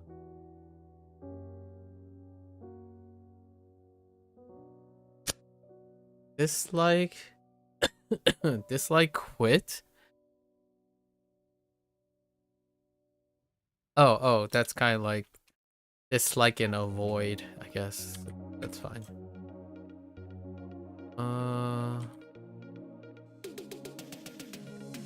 串， Okay.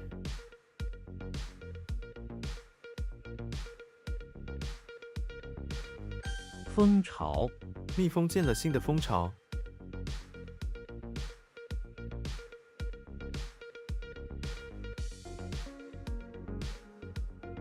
滑翔，他看着鸟儿在高空滑翔。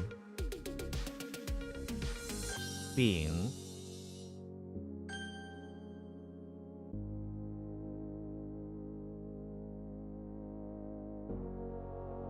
鸟巢，我在树上看到一个鸟巢。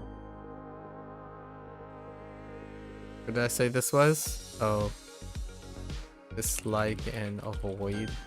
Or cold shoulder. That's 刀叉，他用刀叉割牛排。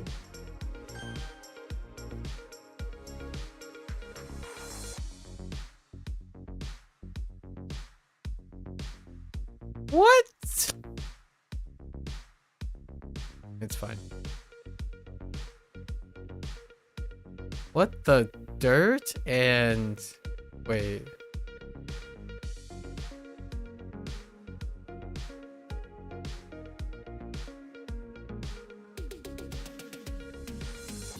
What in the world? Yellow? Okay. Oh, is that oh no. 革，秃头，他的头是秃头的。 飞翔，鸟儿在天空中飞翔。 Or soar. 飞弹，敌人向我们发射了一枚飞弹。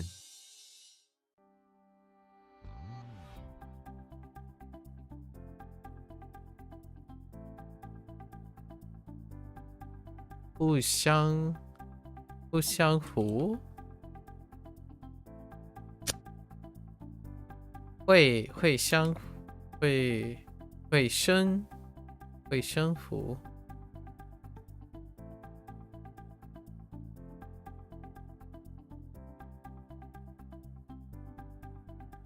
当天增添，新的成员为团队增添了力量。 平衡点，平衡点，财务的平衡点很重要。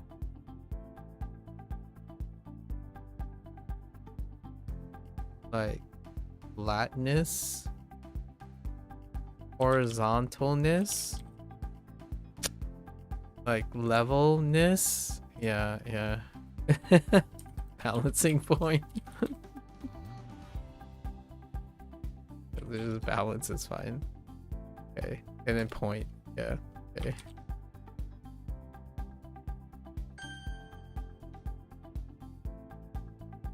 竹竿，这根竹竿很长。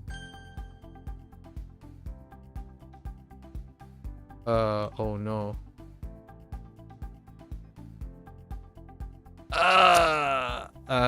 Oh no.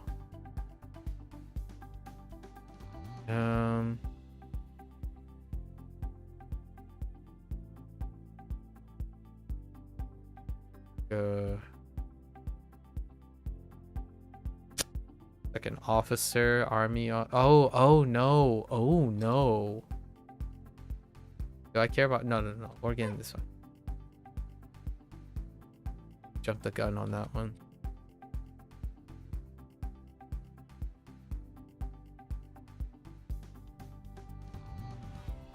Heck. What?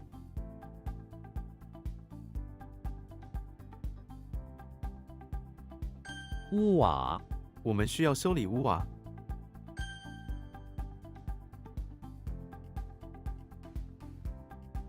器官、心脏是人体重要的器官之一。鼠、 What happened here?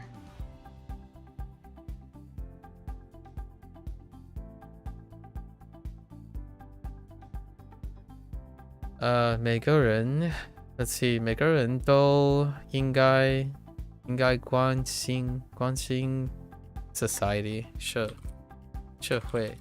社会、每个人都应该关心社会。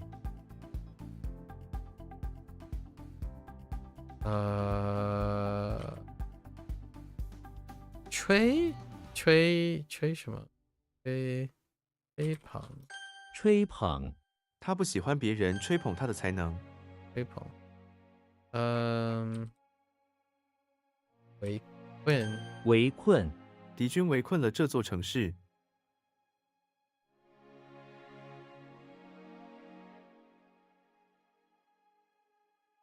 Like trapped, captured, besieged. Okay. 围困? No. Like this is entrapping someone into a place.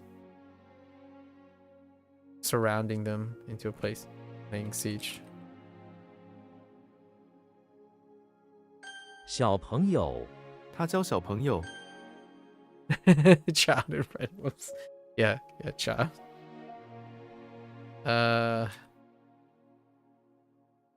Okay. 一级、我有一个梦想，一起开一间书店。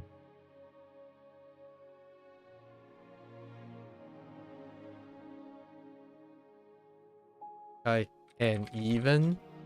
It's kind of like even immediately, namely. Yeah, man. Ugh.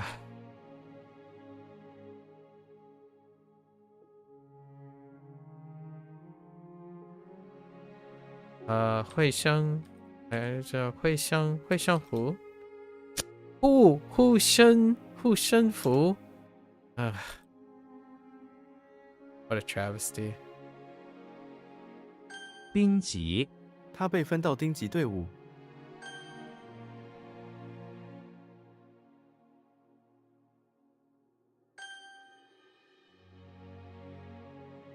建立、建立外交关系。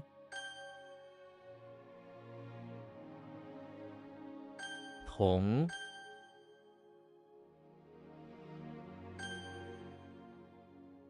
What? Oh my gosh. Zhong and Tong next to each other. Wow. Oops. Zhong and Tong. I'm like, what? Isn't that the same thing? For a moment there, I thought I saw the same thing twice. Wait, what the heck?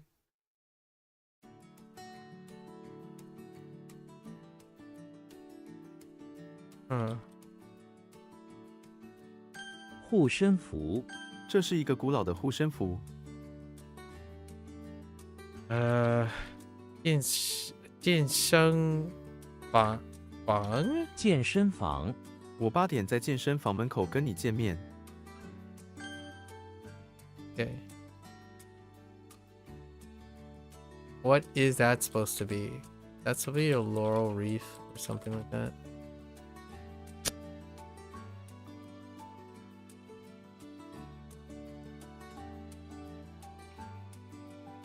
I don't actually know at the moment.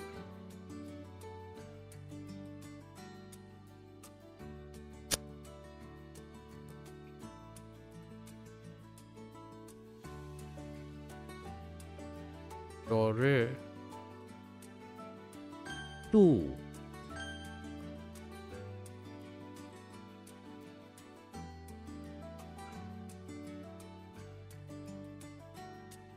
Well, final was 43,547.60. Just finishing signing, closing. I see. Well, that is certainly one thing off the checklist, and now trying to juggle all of that, right?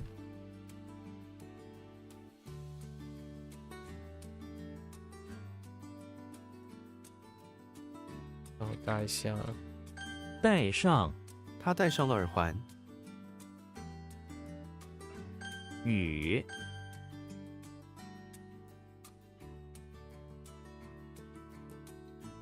抽烟 我从不抽烟， Congrats on getting through the process. 记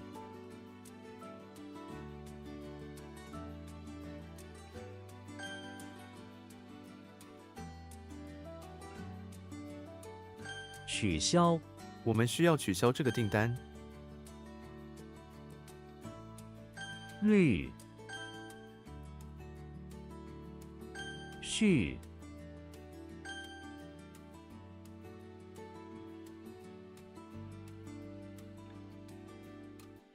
What? 领悟我无法领悟他的想法。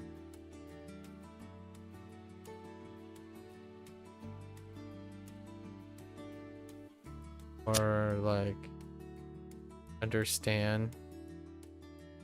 Okay. Oh, I already understand. It was kind of a shock. You felt like the sales lady were jerking you around, kept telling us one more thing every time. Oh yeah, she just randomly texted today and said everything was set. But that's a pleasant surprise. I'm glad you kept in it and start, you know, diligently, consistently working.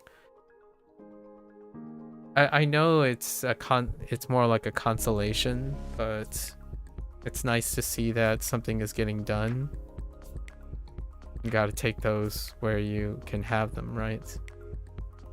So now you can put that bow in the cap for the time being and focus on the immediate future. I hope I think the timing is kind of great, Bree. At least you're not juggling that and other things, right? So I think one of the brighter things is one less thing to worry about. Like in the sense of having to do one more thing, right? Obviously, what you sign is something you'll have to worry about for the foreseeable future until it becomes taken care of, like that the finances and very nice. Well done. Well done.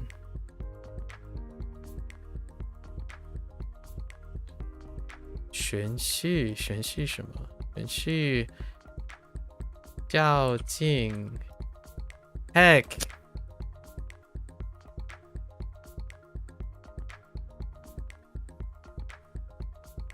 Oh, no. Ain't no way that's 精进. 渐进 炫去 right? Where's that 玄? Oh, that's 玄. 玄序渐进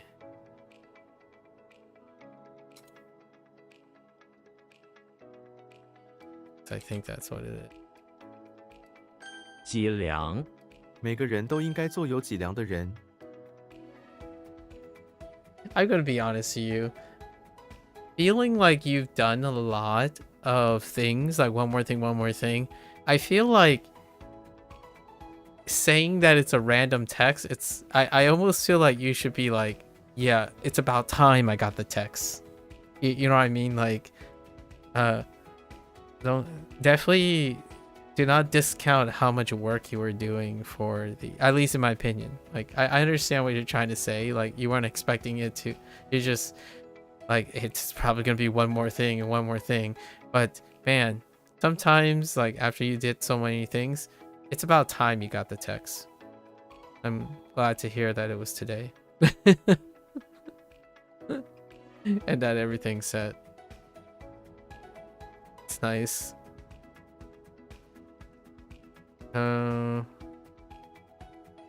What happened here? Oh, like to understand or to comprehend. 公路 这条公路关闭了。 Or highway, yeah. Fair enough. What in the... Oh, this is C. 席 Ah, I can cherish. What?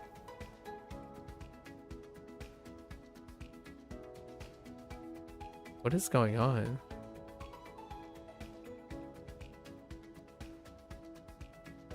What?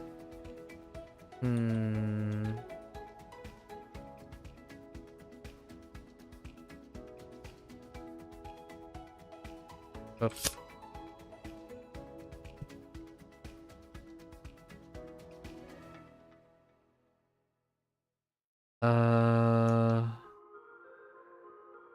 Hmm.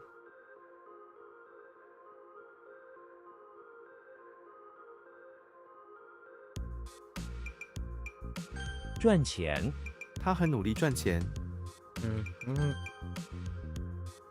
循序渐进。循序渐进，我们应该循序渐进地解决问题。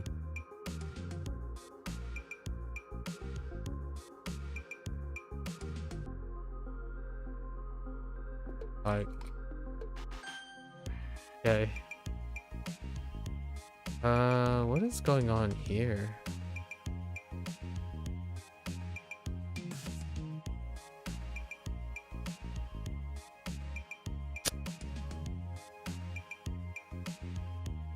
Xue 学习新语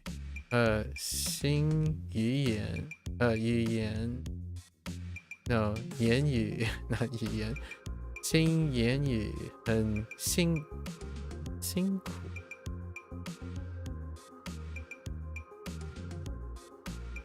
苦，辛苦。It's supposed to be like hard, but I have the tones not organized properly here.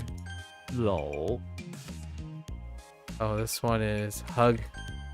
Hug is bad. 铝 This time we were waiting for some sort of metal plate to come in. He said we could have a paper version in our house, but in the almost 7 years we lived here, you never saw anything remotely close. It was supposed to be a map of the US with our state highlighted and the serial number of the trailer. Oh, that type of plate. I see. It took almost a week for the metal version to arrive and be installed, and I guess that was today, but you never heard anything outside today. I see. Oh, that type of plate. I see. Like a license plate. Intriguing. For a moment there, it's for a split moment, I thought you were talking about like a dinner plate. I'm like, I don't understand. Like, so, you know, like a paper plate versus a metal plate. I'm like, okay. I'm like, oh, a decorative plate. And then it kind of made sense the moment you said serial number of the trailer. I'm like, oh, okay. Yeah, it makes sense.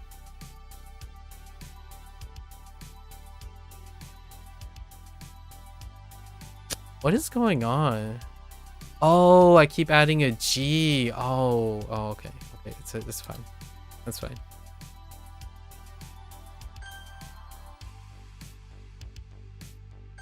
The tones are good. I just kept typing a G. Sometimes that happens. I'll survive. 党员他是一个忠实的党员。 Ah! A party member is better.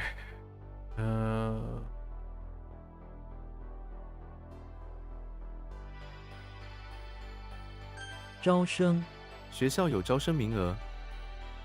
学学校有招生名额。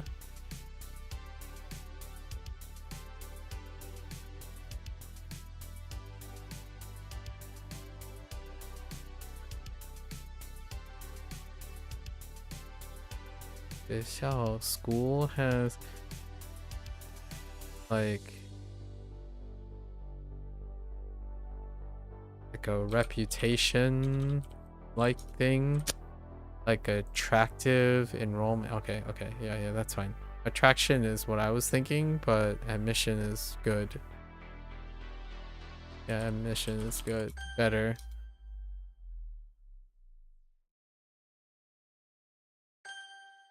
Like the school is recruiting something, but kind of not on point there.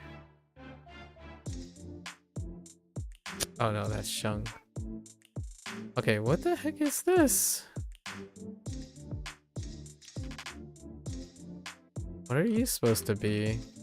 I know the laurel wreath is without the horns and the crown. I don't think it's Asia. No. This is gonna be a pass. I think this is gonna be a pass. I don't even know the last time I used this.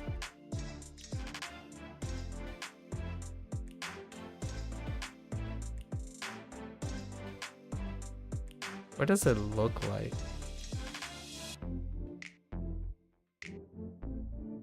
All I can think about is line up and push. Would probably add line up to this. Conjoined twins.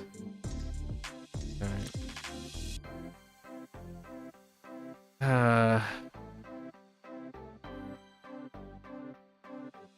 Okay. When have we used conjoined twins?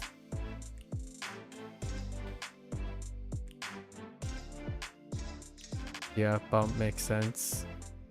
And universal. Oh, okay.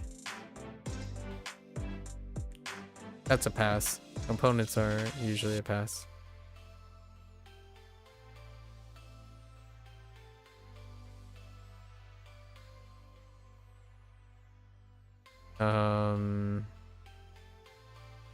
Xu.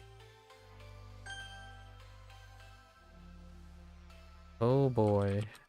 笑 Wait, I don't know what it's supposed to mean. 重 So like she's sweeping, right? And it sets the thing on fire. This is from yesterday. The spark thing doesn't really help out.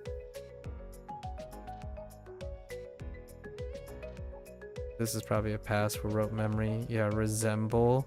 Oh wait, I don't actually think okay, it's fine. I mean, we're passing on this because it's rote from yesterday.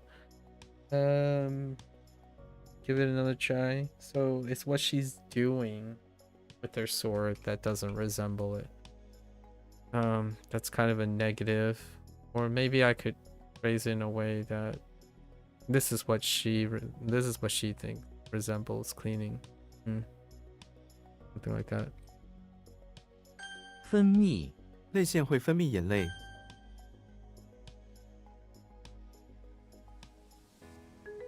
No vocabulary yet for that. Most of the characters in the last 5 days are pretty tough without vocabulary.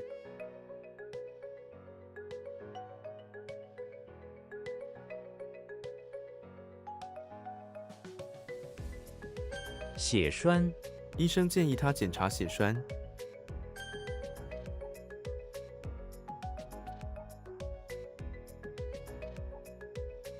昨日 他昨日乘飞机到达。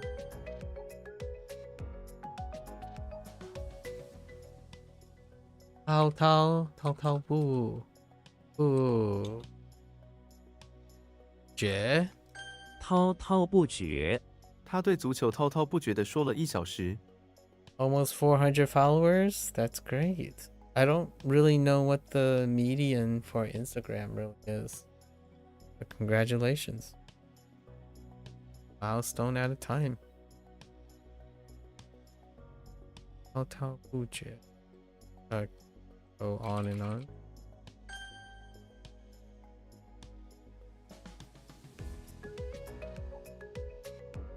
自焚，他在抗议中自焚了。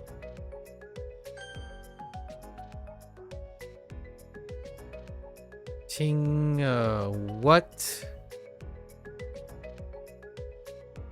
清晰。清晰，这张照片的细节非常清晰。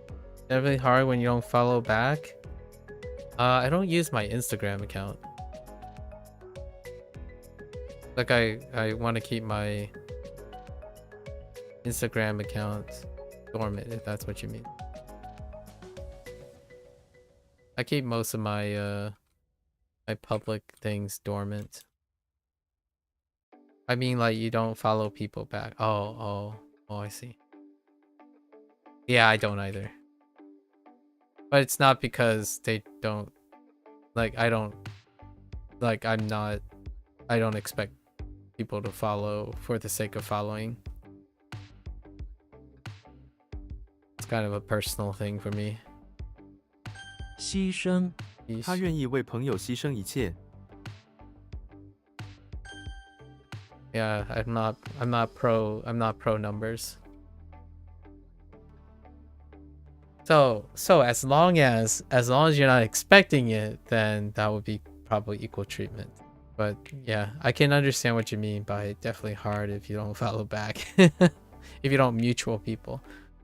Yeah, I don't mutual people because I don't expect it. It's a favor that there are a lot of opinions that I don't really share, but if you really look into my actions, you can probably infer why I chose some of those actions. Honestly, it won't change the business model, but maybe one day it will. You only want the ones who actually care about your project. That's fair. The ones that care about your project will probably find many other ways to express their care in their own way. At least that's what you hope if you're sharing mutual care. There's this essay. It's about a lot of content creators, but it's about a recent content creator. It's about a recent content creator that I watched quite a lot, and exposés has been coming out, and they're not exposés. They're more like op-eds, and I'm not sure if you're familiar with what an op-ed is, but it's an opinion piece. And I watch a lot of journalism, like people, amateur journalism. I like amateur journalism because they're not industrialized, so they're not meant to play favors, and that's how I keep track of like conspiracies or things like that. And this person was covering something that I have worried about for quite a long time now. And it's not that I'm saying you shouldn't try to do this. You need to do this in order to be successful in the climate we are. But this essay, there's multiple essays about this now, where the stages of content creation, and not so much the stages of content creation in terms of emotional things. Oftentimes when I talk about stages of content creation, a lot of times I would talk about the emotional side of things because it's underrepresented, right? The idea of what constitutes the feelings of a hobby, right? A passion. You get a passion, you turn it into a hobby, and then you turn it into professionalism. Right? There's no hobby and professionalism, passion and hobby. It works in quote unquote stages. That's kind of one of the narratives. Now, this narrative is what comes after professionalism. So professionalism, often when you get a hobby, a passion, it can be seen in social media. Then when it becomes a hobby, it also does another transition in social media, right? However, when it reaches professionalism, that is the stage. And this stage deals with industrializing. And how does this impact the brand? Usually professionalism then contradicts prior social media with a hobby and passion. And that's what we're talking about here. The idea of you're gonna have to worry about those things, right? You have to follow people. You have to make numbers go up. And at the moment, again, this essay is an op-ed. So it's an opinion piece. And these people are sharing the same narratives that I have when it comes to the professional side of things. And in no way am I criticizing people's choices to follow like subs, views, and whatnot. I actually spend most of my time interacting with people in this area because this is the area that I am in, right? I am most approachable in this area because that's what they see. Most people will see that it's a passion and a hobby. That's what I demonstrate. I even say I'm not a professional and I don't have a desire to be a professional. However, when you're making this transition, you gotta support the person, enable them to transition into industrialization. And industrialization is where we're talking about now, which is worrying about followers and stuff. So while I am saying I have a personal preference and making a statement, a narrative about this stage, usually this stage is necessary to become a professional. When you become a professional, there might be, you can still have some of your hobbies and some of your passion, but generally they're secondary to professionalism. And this has finally, in my opinion, come to become have become consistent enough that soon there is true professionalism in content creation. What I mean by true professionalism, it means that this pattern holds true. So what does that look like? You can call it an open protest or something, but maybe it can look different in the future. But for now, the current professionalism is that, yeah, numbers go up. And it's about the content. Content goes up. And it's about the content, not the message. The message is usually compromised to get this, right? So it'll be interesting to see what that's going to be like when you go into the future, because the landscape is changing, obviously. What is now 2025 may be ancient news in 2030 or something. I like to think that one day that the people can have a different path to the current professionalism, but it's becoming like solidified now what content creation standardization is. And you'll probably see many content creators go through these stages, and the moment it reaches this stage is when you hear those who stick in the past be like, oh yeah, this person, they don't focus on the same ideas anymore. They don't focus on the ideas that make them who they are. And it's not a bad or good thing. That's what I like about these op-eds. It's a cause and consequence of the industry. So when you have YouTube and Twitch, that's often a stage that I don't like touching upon, because it kind of reminds me of the things that were the pros and cons of becoming someone who has a career-oriented thing.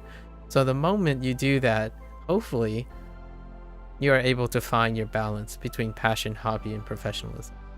Until I decide to become a professional about this and things, you're probably not going to have me behave like most people, but in other ways, yeah, you would be focusing on these. It's excellent to hear, at least in my opinion, despite me having a differing opinion about the importance of these things, that you understand and you're working on that type of thing. This topic comes up quite a lot.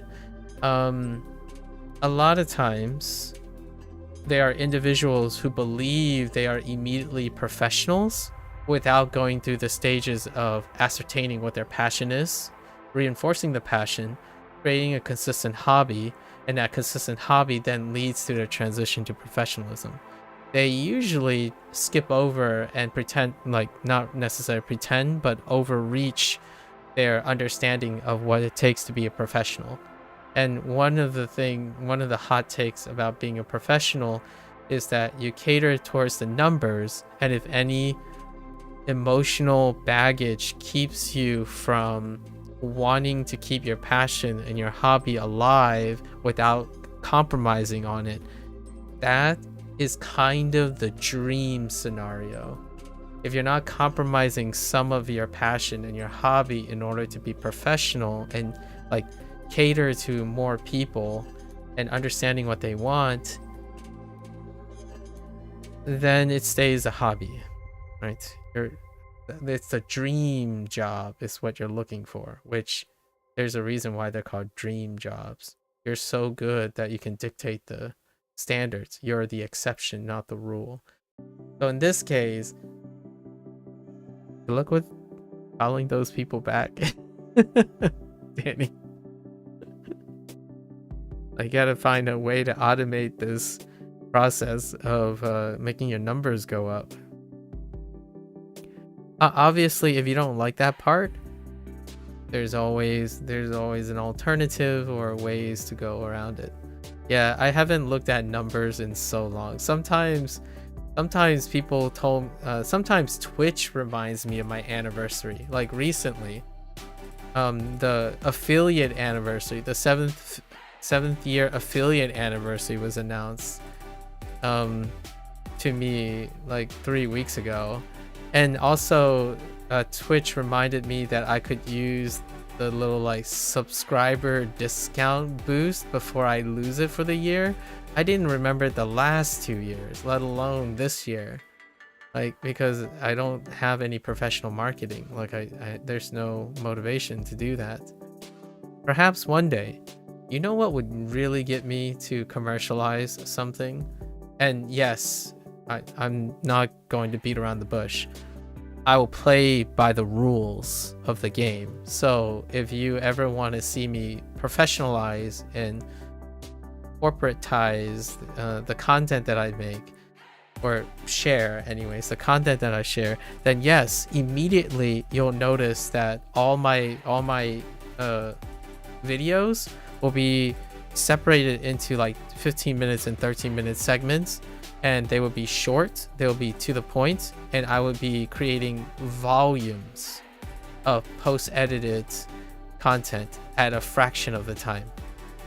That is to keep up with the understanding that professionalism requires you to do something, right? Like I can't willy-nilly wing this and start yapping about things that people don't care about. I start yapping about things that people do care about, like all the time.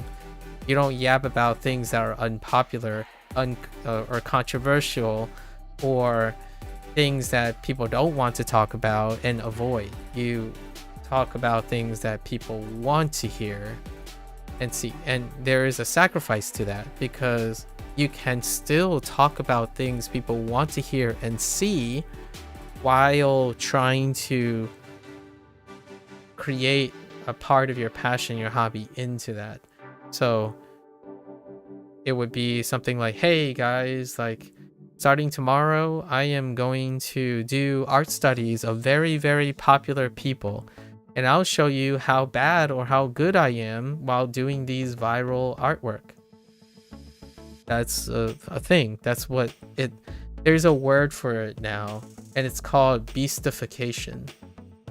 And you probably can figure out why that is the case because there's a standardization, a consistent standardization now for content creation.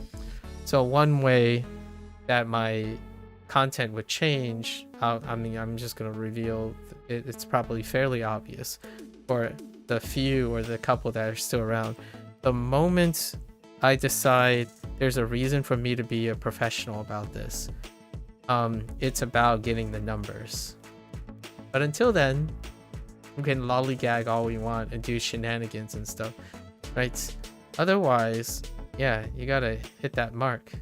Gotta know what people want to see while still trying to bring a part of you into it. But it's a compromise. Professionalism is ultimately a compromise. You try to bring yourself into the thing that everyone is here for. So be on top of the stuff. Like, if you're gonna make, I mean, I'm curious what you do on your spare time, Danny, but the moment you decide to become a professional, you have to stay on top of all the things that are related to your career. So you have to stay on top of being able to talk about all the recent most popular family cartoons, because without understanding what is popular and trending in the family cartoon industry, you're not practicing how to communicate with other people about your family cartoon. You have to frame everything with the most highest impact factor. That was part of the science that I wasn't exactly a fan of, but I had to understand that that's how it works. Like, for example, I don't get to do just any type of research in science. I have to do research that people care about, like that will make an impact and whatnot. So you can't willy-nilly and say, oh yeah, you know, I just like studying this aspect of this particular thing because it's so personally very curious. You have to make time to invest the large majority of time to keep current with what most people care about.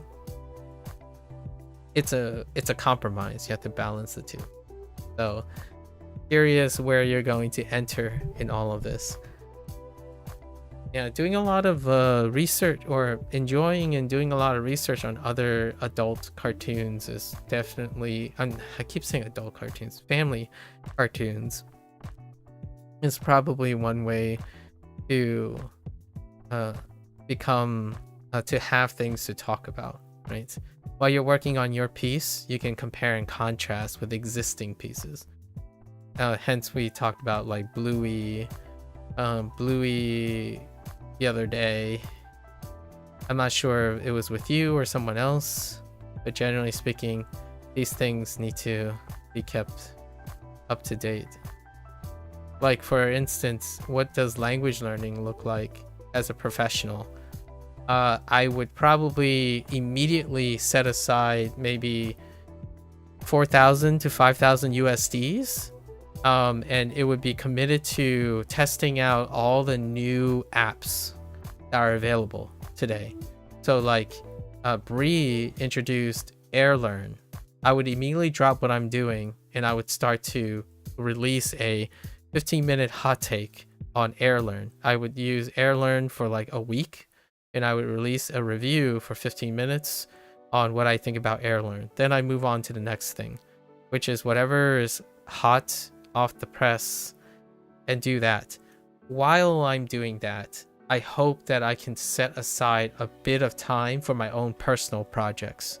But your personal projects, the thing that you're working on, would be sidelined for keeping to current. Like artists they would try to first build their influence. Basically, their influence would be building it upon their take on other popular influence.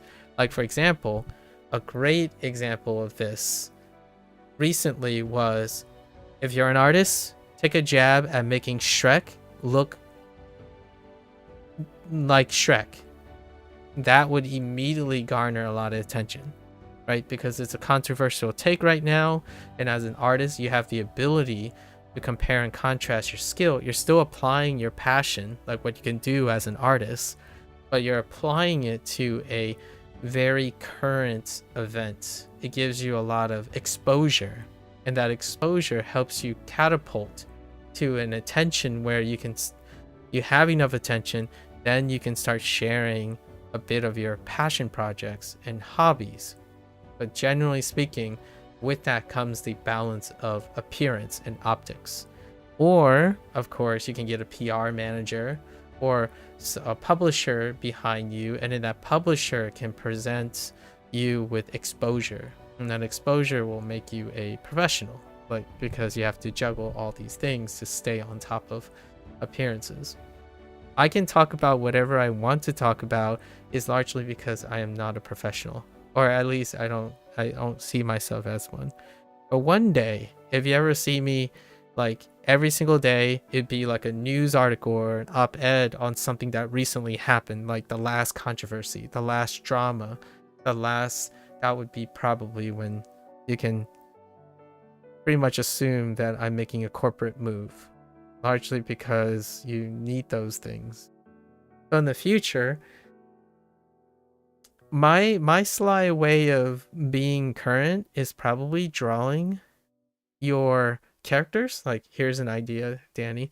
Whenever you're reading a news article, you could draw flowers interacting in the context of that current event.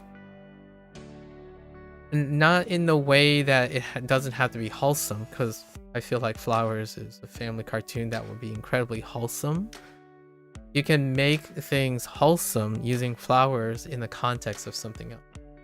Like, if I was gonna choose to make my stuff very current, I would probably draw a red panda high-fiving the Silk Song's main character, because Game Awards is going to happen soon. Game Awards is right around the corner, and there's a lot of drama and controversy with Game Awards. However, there's something very consistent about being on Twitch and having your own OC. Your OC should be interacting with something involving Clear Obscure, 80s 2, Silk Song, Dispatch game, or the Dispatch game, right? The Dispatch. Because right now there's actually kind of an ongoing drama between Claire Obscure and Dispatch and how the awards work. So that type of thing makes you very topical. And I think that's one thing that is often frowned upon. Or like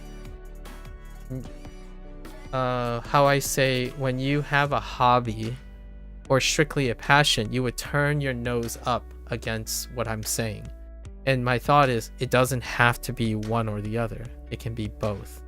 The thing is, you're worrying about what other people care about now. That's when you become a professional.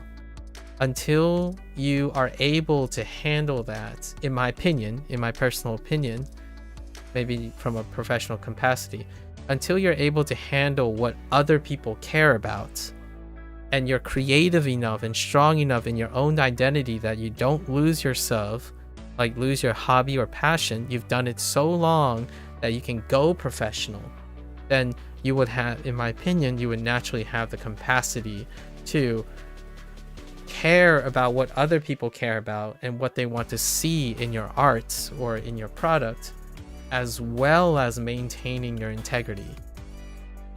So, because you're going to draw haters, you're going to draw people who like you, and you're going to draw people who grow out from you, and they'll look for the next hipster indie person. And that's kind of the cycle. That is at least some of the things I talk about depending on what stage you're in. I obviously do not need to be a professional about this yet.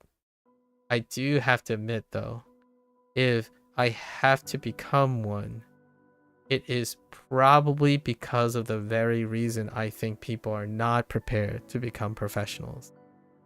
The one thing that will make me want to monetize my content and make myself care about drawing attention is the moment that I start caring about a large group of people and I want their attention and I want to make sure that they get what they're asking for.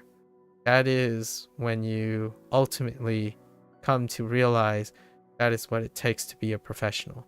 Like, you're gonna hear from other content creators where they're like, oh yeah, guys, I gotta take a break. It's been a while that I took a break, but hey, every single day I'm always concerned and have been conditioned to know that I care about you guys. Like, I want to do make as many contents as I can to keep you guys entertained, because that's what keeps me going.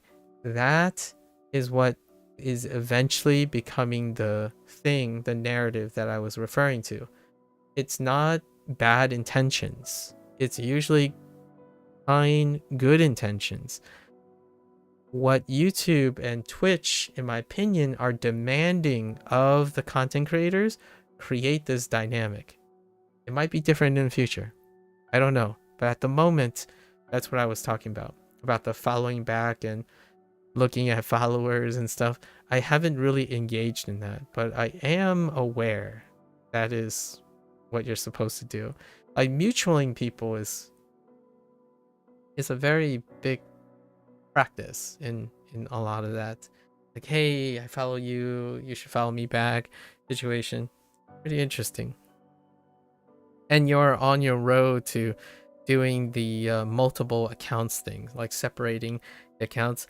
The first thing I would probably do is I would probably like, for instance, I would do the same thing you would do. I would start a second account, and all those second accounts would be not my personal account. It would be a professional brand. Everything would be edited and presented in a format that only contains things that are appropriate for the YouTube platform and the Twitch platform. That would be probably the very first thing I do if I decide, yes, today I should start making a career out of this. You will probably see me go from doing less and less of this and more of editing and corporate workflows in order to create a professional channel in which it does not have long digressions, powwows, and being friendly. It's about business and transaction and less friendly feelings. Not that that means I become mean or anything. It's more like time is money situation. And to me, I hope what I'm saying today is not the same thing I'm going to say in another 5 years. It could be even worse, or to me, even less desirable in the future. Like, it could be even more so that it's not about your passion or your hobby. It's about how much content you can churn out that is reflective of the current social status quo. I hope that's not the case. I really do hope that the internet continues to be less and less corporified. In this case, though, like, the internet of 10 years ago is no longer the internet of now. And then in another 5 years, it could be even more corporatized. And how do you corporatize most of people's behaviors and normalizations? Why do I believe this is true? It's about content and quantity. Quantity, quantity, quantity. Until you've done it long enough to become the villain in your own arc of your self-creation. And that's the current narrative that is not bad or good. It's kind of the course that a content creator takes. And I feel you're if I have to be honest, you're nearing the beginning of that transition. And one day, I look forward to seeing how you adjust to it. There was a really cool essay that I watched before I started streaming today. It was an 1.5 hour op-ed on how manga was introduced and like took the majority shareholders in the recent years.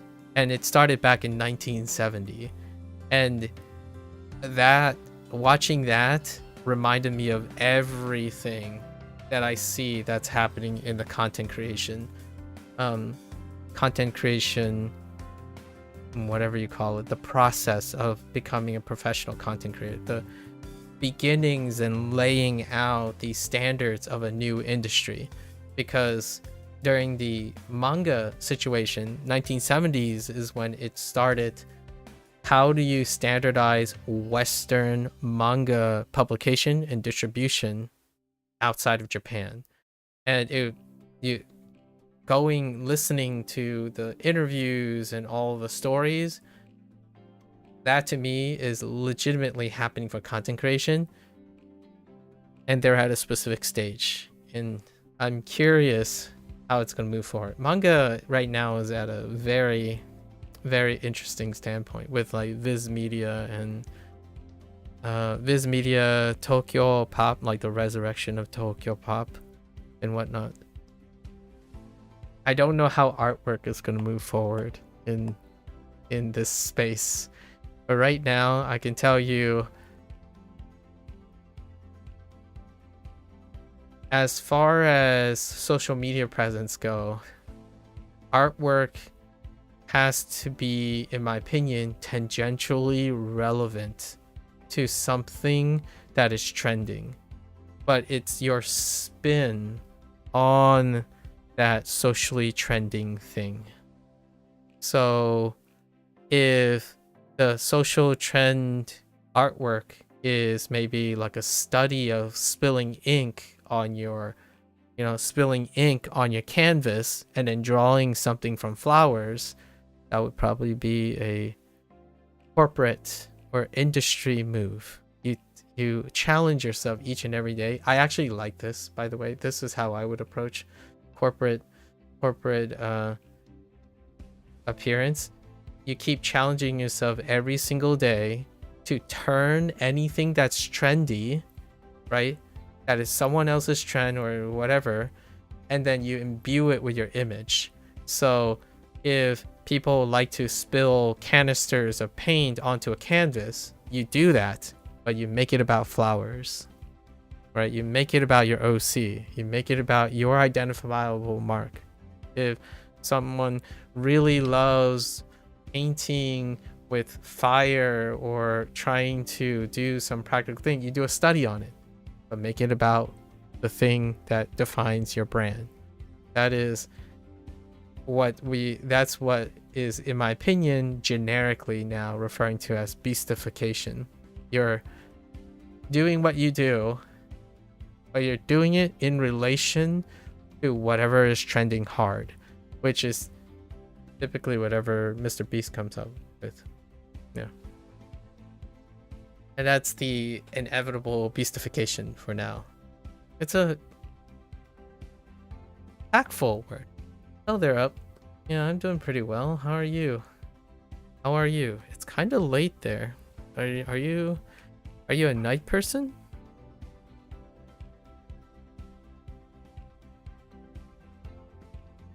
What are you doing? Is this late for you? Early for you? What are we talking about here? Up. Okay. Caught me at the end of like one of those digressions.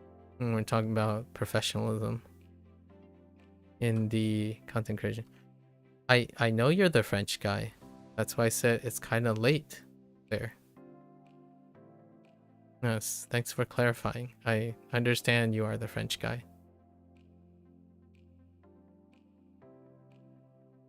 Let's see.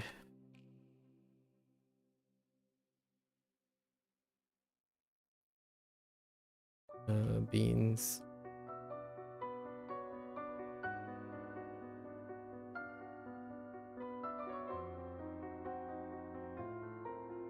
I also know that it's 2 a.m. in France.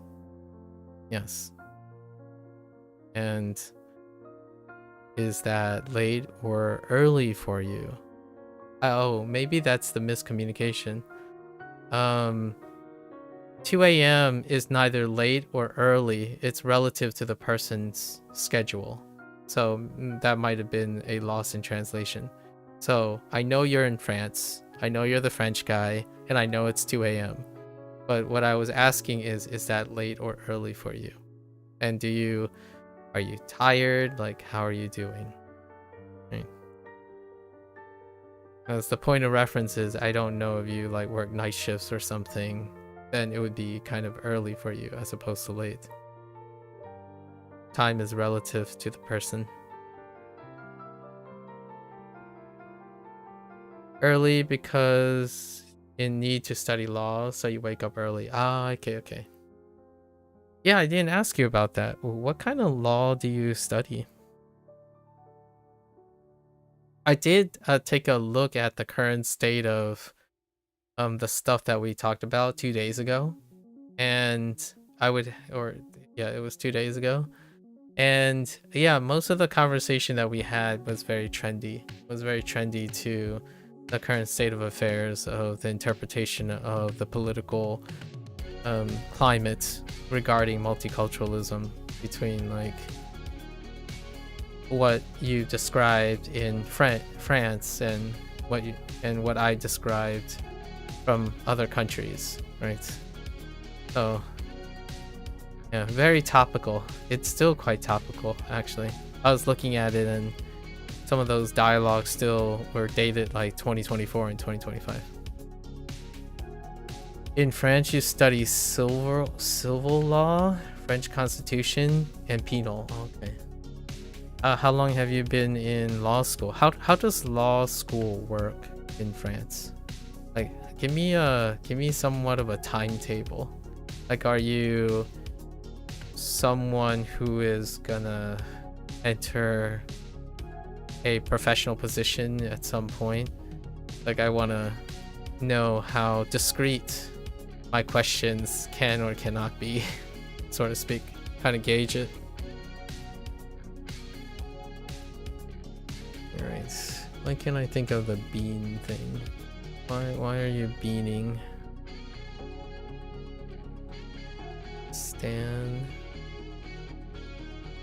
工人们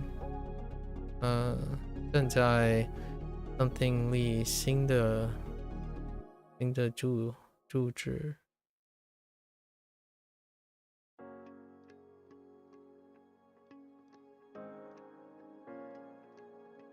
Oh, right.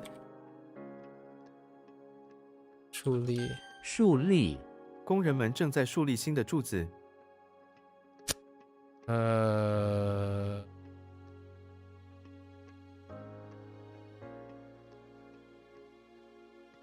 Oh, erect. I guess establish and erect is kind of tangential. 竖琴 In France, 3 years to reach license, 2 years masters, and 2 more years to be a lawyer. Ah, okay. So, wait. So the 3 years to reach a license, plus 2 years for masters, then 2 more years to be a lawyer? Or when you say, like, is that like in series?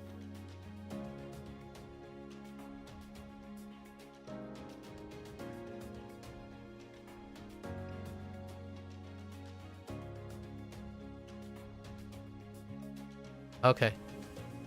Oh, that's, that sounds about reasonable. 7 years in total to be a lawyer. Ah, okay. And you are currently in the first stage? Are you working on the first stage?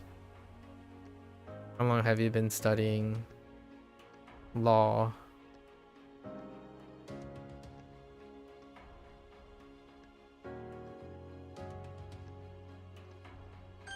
Hoang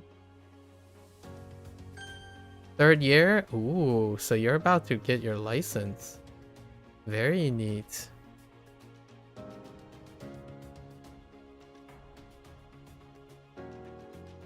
How is law going for you?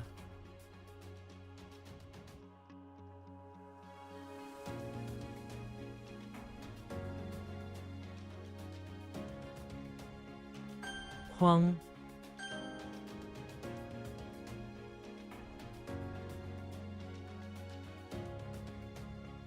展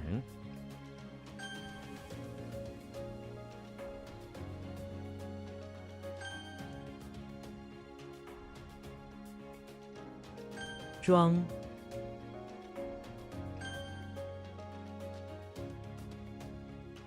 药丸，医生给了我2颗药丸。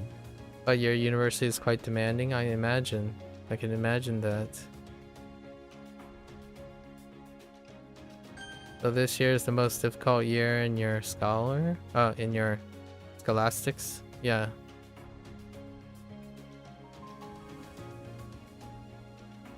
I can imagine. 姓氏，他用母亲的姓氏， What's her name? That's fine. Or family name.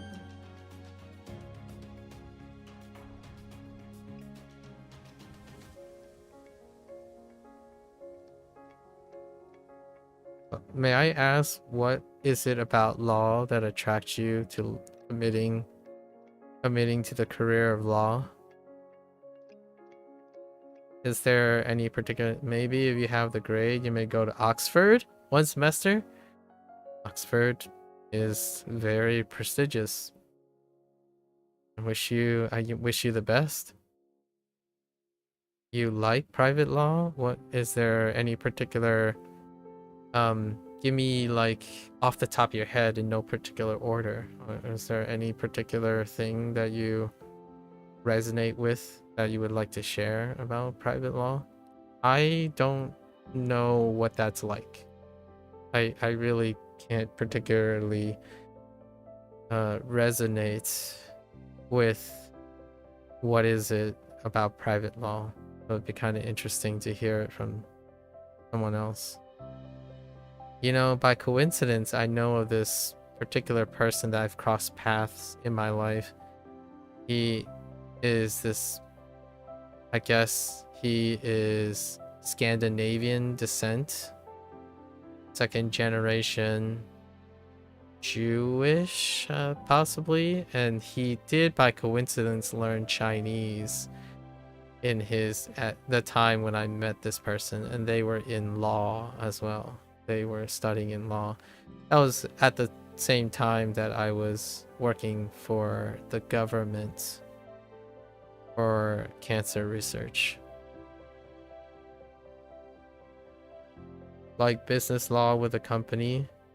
Right, like the private sector for business law. I'm not entirely sure if that helps with my understanding. Is there any particular thing about maybe business law with a company? Is there an aspect of law that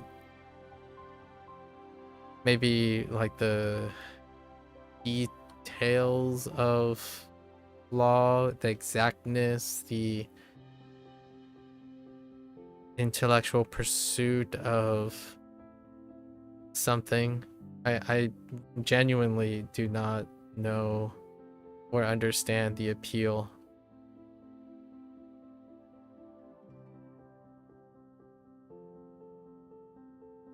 Accent box.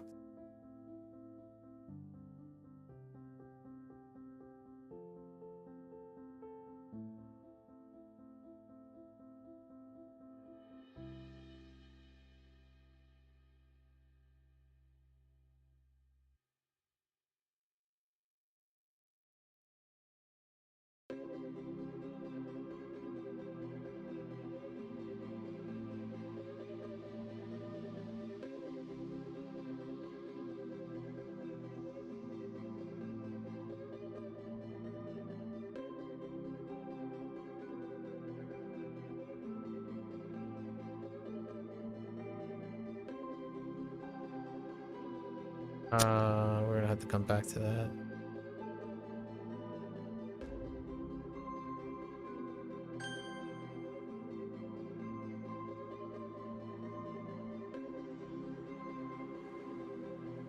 妥善，我们必须妥善处理这个问题。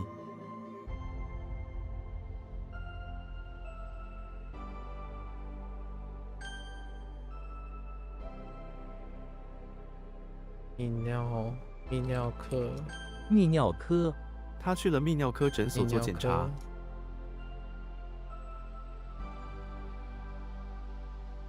Whoops. 眼 Yanbang.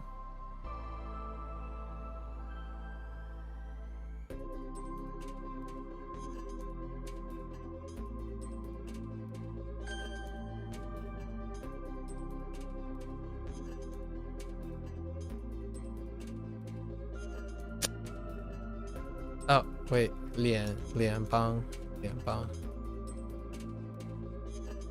Business law is about all the legal rules that regulate companies, contract, competition, and commercial transaction. Okay. And that is something you like? Like you enjoy those legal rules that regulate companies, contracts, competitions, and commercial transaction?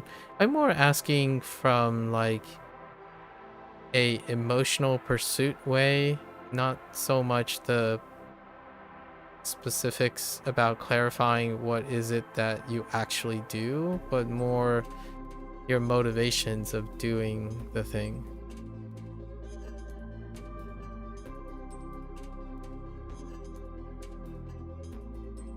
Dong. Or is this like a passionless pursuit? I'm not sure. Is that what you're trying to tell me?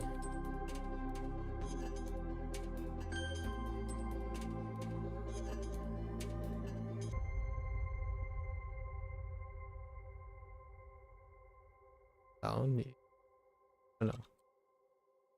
保姆。保姆帮我们做饭。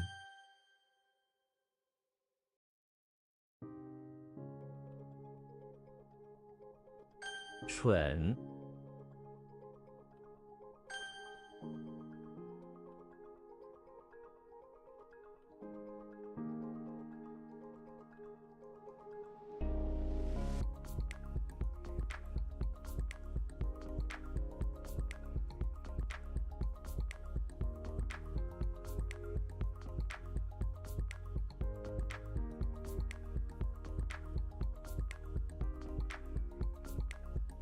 What the accent box?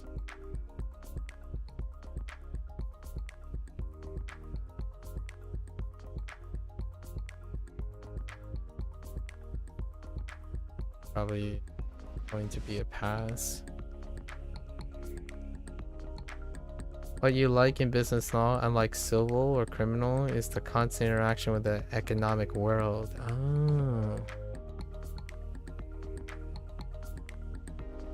Intriguing. The goal is not only to solve conflicts, but to prevent them.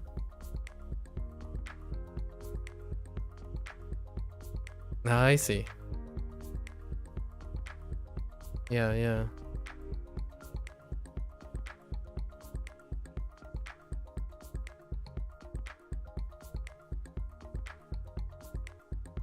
Sounds like a noble pursuit.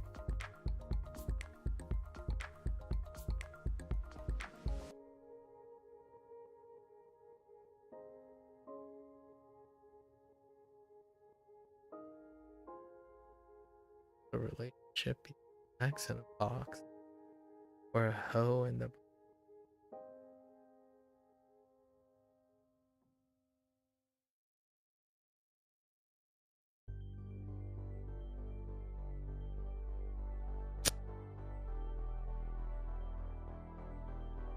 病症。这是一个罕见的病症。耕地。这片耕地种满了小麦。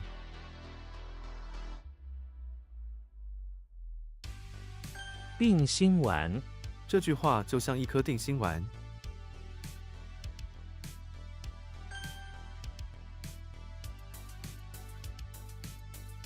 联邦。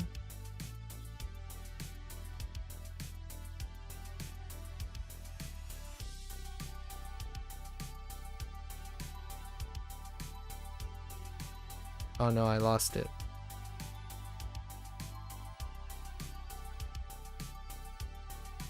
Guess I could use Dawn Break for that instead.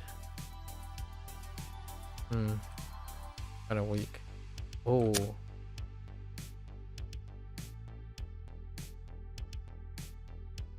Oh, that's a typo.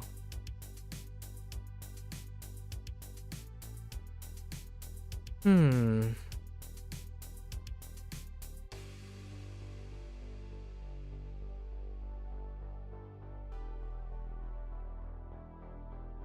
I don't know where the boxes come. Oh, craftsman. Let's write that down. I think I can elaborate on craftsman to make it more Jimmy Neutron-ish. Probably have to emphasize that the box is something high-tech.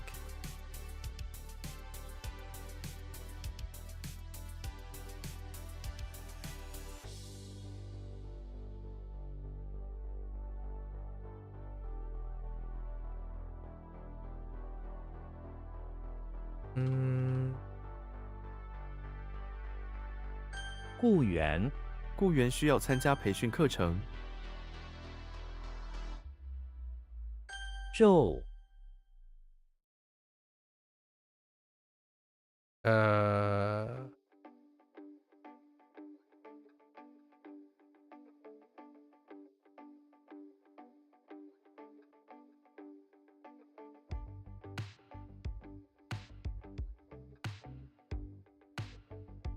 I don't really know that one's particularly weak. That one's still on rote memory territory. 秃子、秃子常常喜欢戴帽子。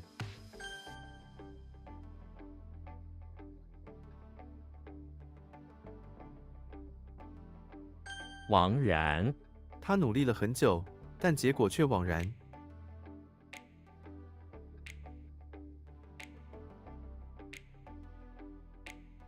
How do you lose yourself? Like, gone off the rails? I don't remember. In vain? That's right. Fine.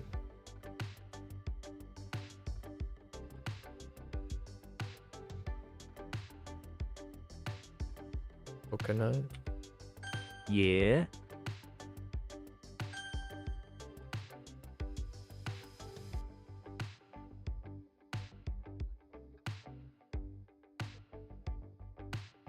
Yeah, you're kind of sneaking in, and they're looking for the brush, right?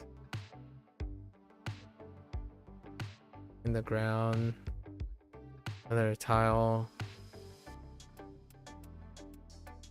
Because it's lost in the daytime. I can rewrite this with daybreak now that I think about it. Pretty sure I can rewrite this with daybreak.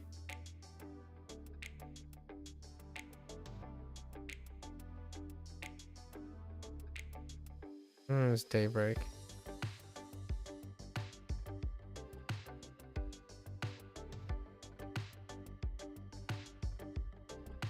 How often does... Is it listed as a separate thing? Might actually be listed as a separate thing. It is. Oh, it's not that irregular. Is there any commonality for...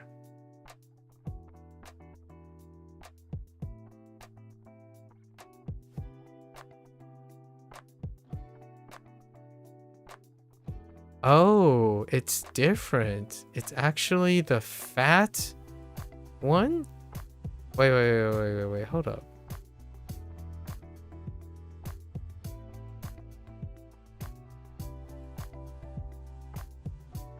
No, it's not the fat one. Just not listed. Interesting. That's intriguing. This wasn't listed under... Huh.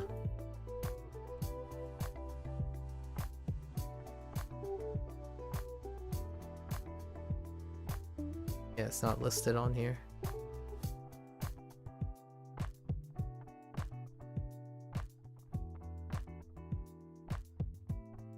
I'm gonna elaborate on for daybreak. As opposed to making it the day time, because daytime will make me think of it as a time and not part of the meaning. go.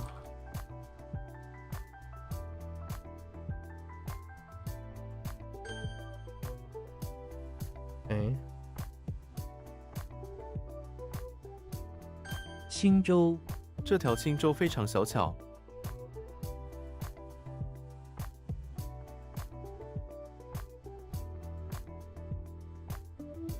What the 9 days? Oh. 续，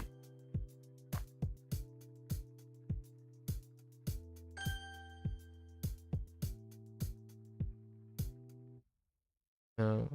Worked on this. 桌，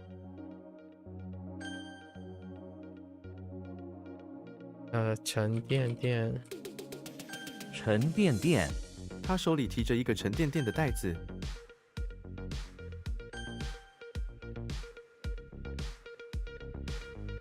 幼稚园。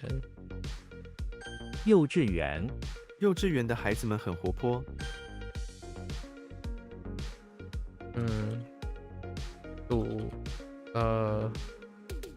读什么？读动。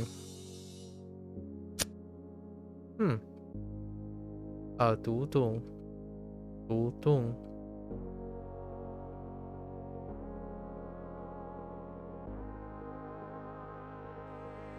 木匠，木匠擅长制作家具。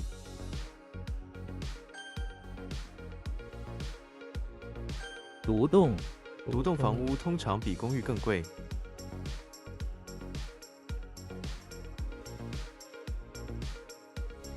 独栋房。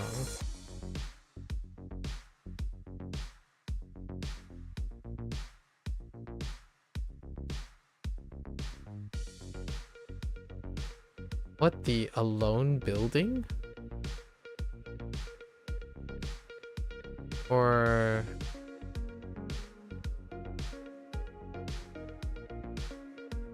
oh, attached. That's rough. That's very rough. I'll take the 2. Only 2 today is off average. Okay. Let's go over stuff. Yeah, so I imagine you're pretty much studying. May I ask, what do you do for entertainment? What does a French lawyer to be in the perhaps pursuing business law do on their enrichment periods when you're not studying? Or is it all law all the time?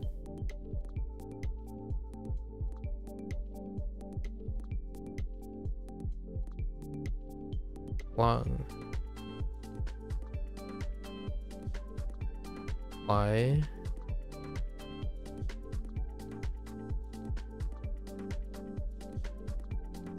Flag it in.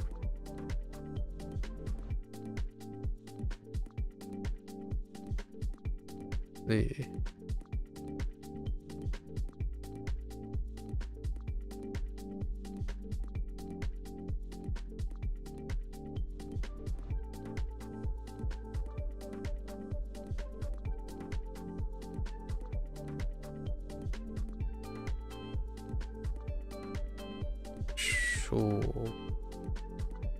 Nah.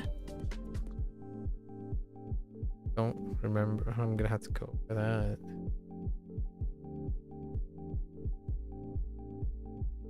Song.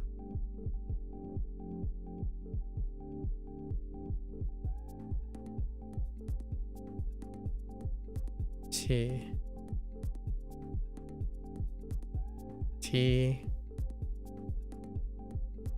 Lee.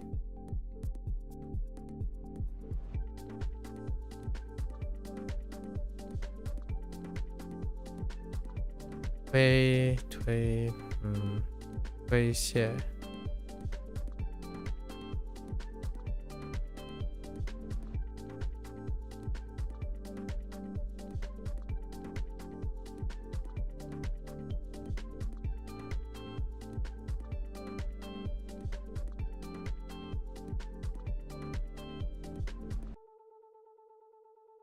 指债。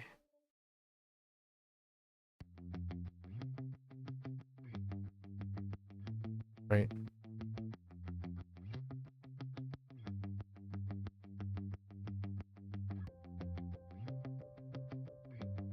Ding.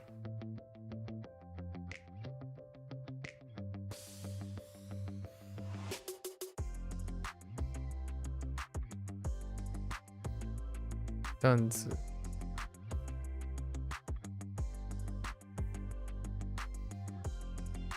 电器。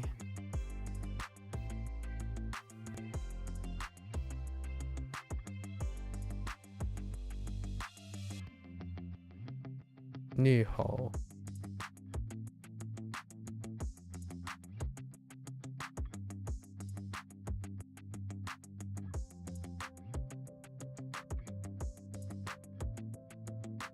谢笑。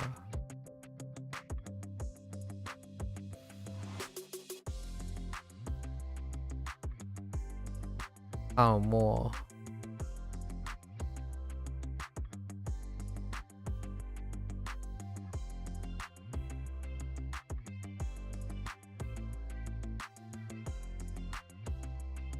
条凳。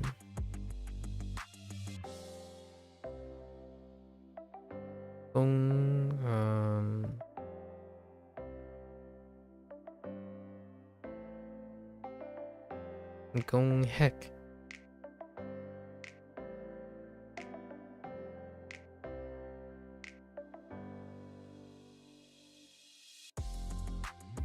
公函。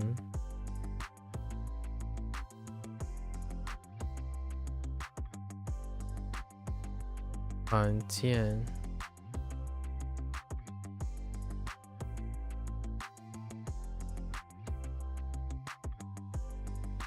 录制。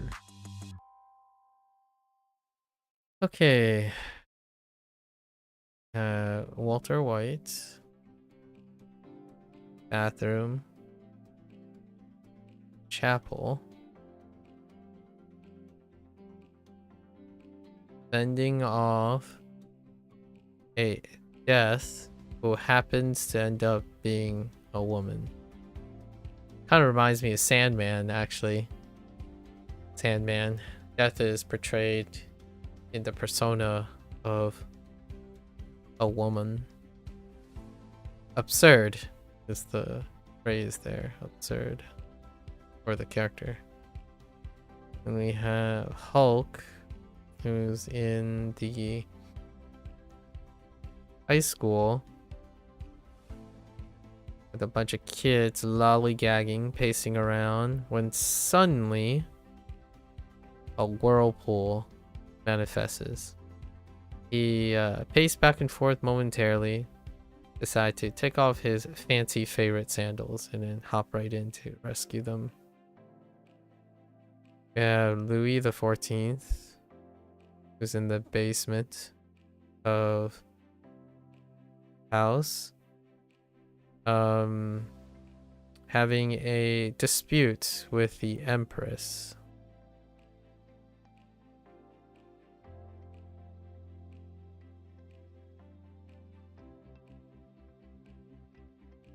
With his Empress about the, I guess, the national flag, and they repeatedly go at it at each other.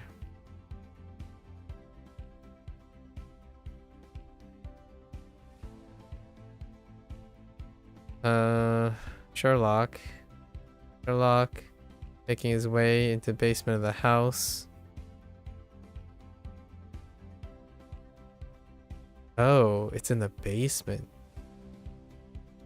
I guess enjoying his bringing back home his container containing a net of scrumptious insects, right?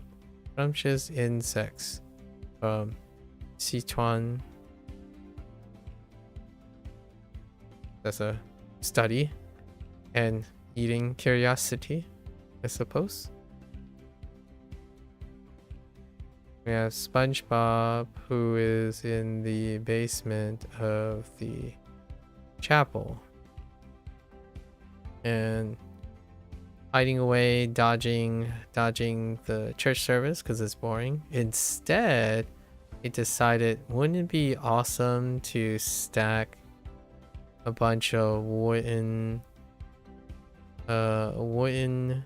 three wooden stools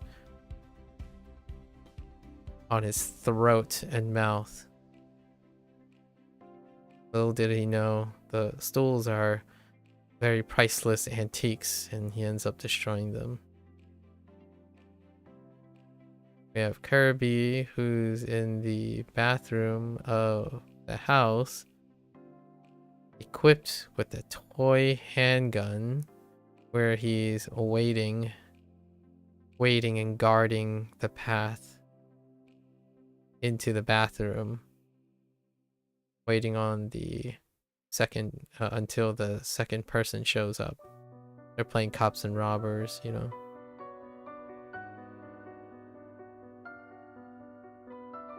All right, we have Timmy Turner, who's outside in the front lawn with his super wished-in guinea pig.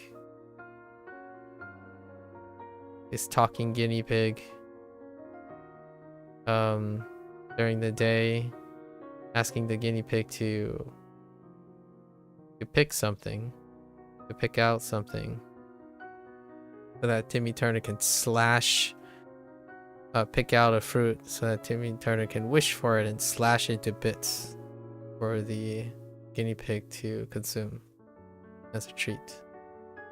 Then we have Link, who's in the bathroom of the house of a government official's house, doing some chores with a broom in order to gain the confidence or faith of the government official. All right, we got two things to kind of touch up. We have Jiang. Jiang eluded me. Feels a little bad, actually. Jiang. Does it look like Jiang? No, it doesn't. This is a special case. Craftsman. Nothing really screams Jiang. It screams cool a lot more. Maybe even like ooh. It definitely screams like a final ooh. Jiao. Jiao does scream Jiao, but I kind of lost the daytime in it.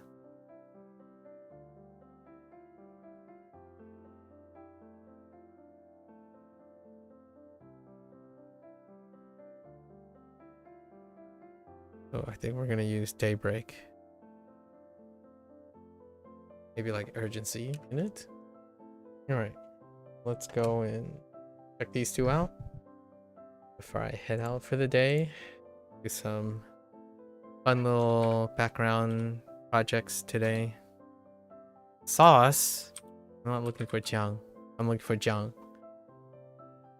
Alright. So the box has the word Holy Craftsman. Oh, that's right. I need to remind myself that it's for the church. So Jimmy Neutron is in the bathroom of the chapel.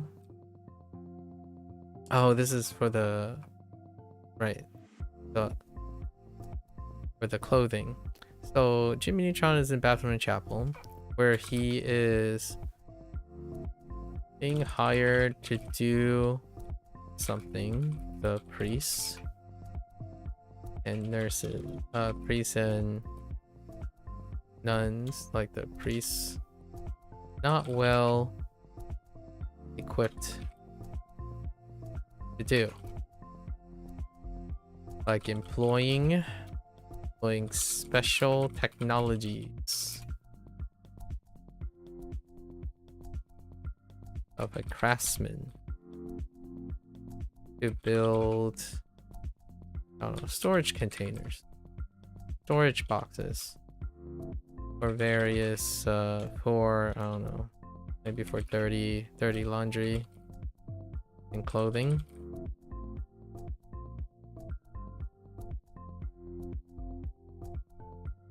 Gladly. Jimmy, gladly. Gladly, maybe proudly wields, shows off a high-tech axe tool to automatically construct such boxes.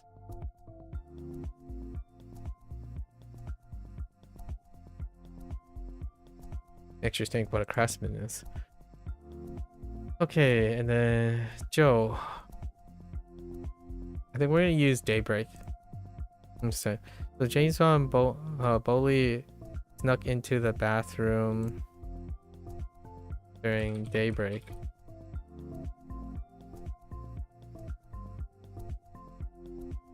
Daybreak of the target's bakery to find a hidden brush in a ground panel next to toilet. Or needs to find a hidden brush before daytime light.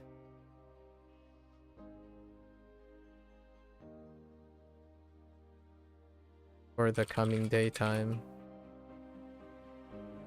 Manages to discover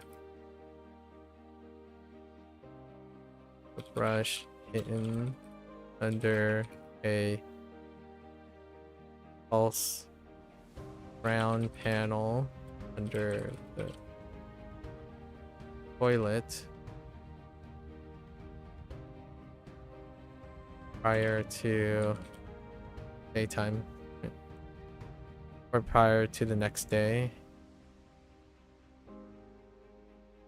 All right, that's okay. This one is kind of one of the rare exceptions where it is a time of day, kind of interferes with the structure. So there wasn't any additional information. The additional information was already in there. And that creates a weird hiding in plain sight situation. Where the mnemonic, when I was using the mnemonic, I was looking for a keyword, but the keyword is part of also the infrastructure, the skeleton. During the day, he snuck in during the day, and during the day is usually used to help find the definition, but in this case it is the day. So we'll see how that works. Future. It's definitely new, so we'll see it soon enough. And Xiang is relatively new. Not too bad today. Alright folks, that's a wrap for our HanziHero session for today. If you're gonna watch this later, 谢谢. As always, feel free to follow along, pick up HanziHero for yourself, let me know what you think. And as always, everyone's free to come on by, yap a little, exchange some stories, share some ideas, right? Keep each other motivated, however interesting it may or may not be. Always sharing and expressing, practicing that skill can bring a lot of opportunities to mutually enrich people's lives, right? Until next time, 大家下次见，感谢观看. Thanks for watching, and I'll catch you guys on the next one. Bye bye.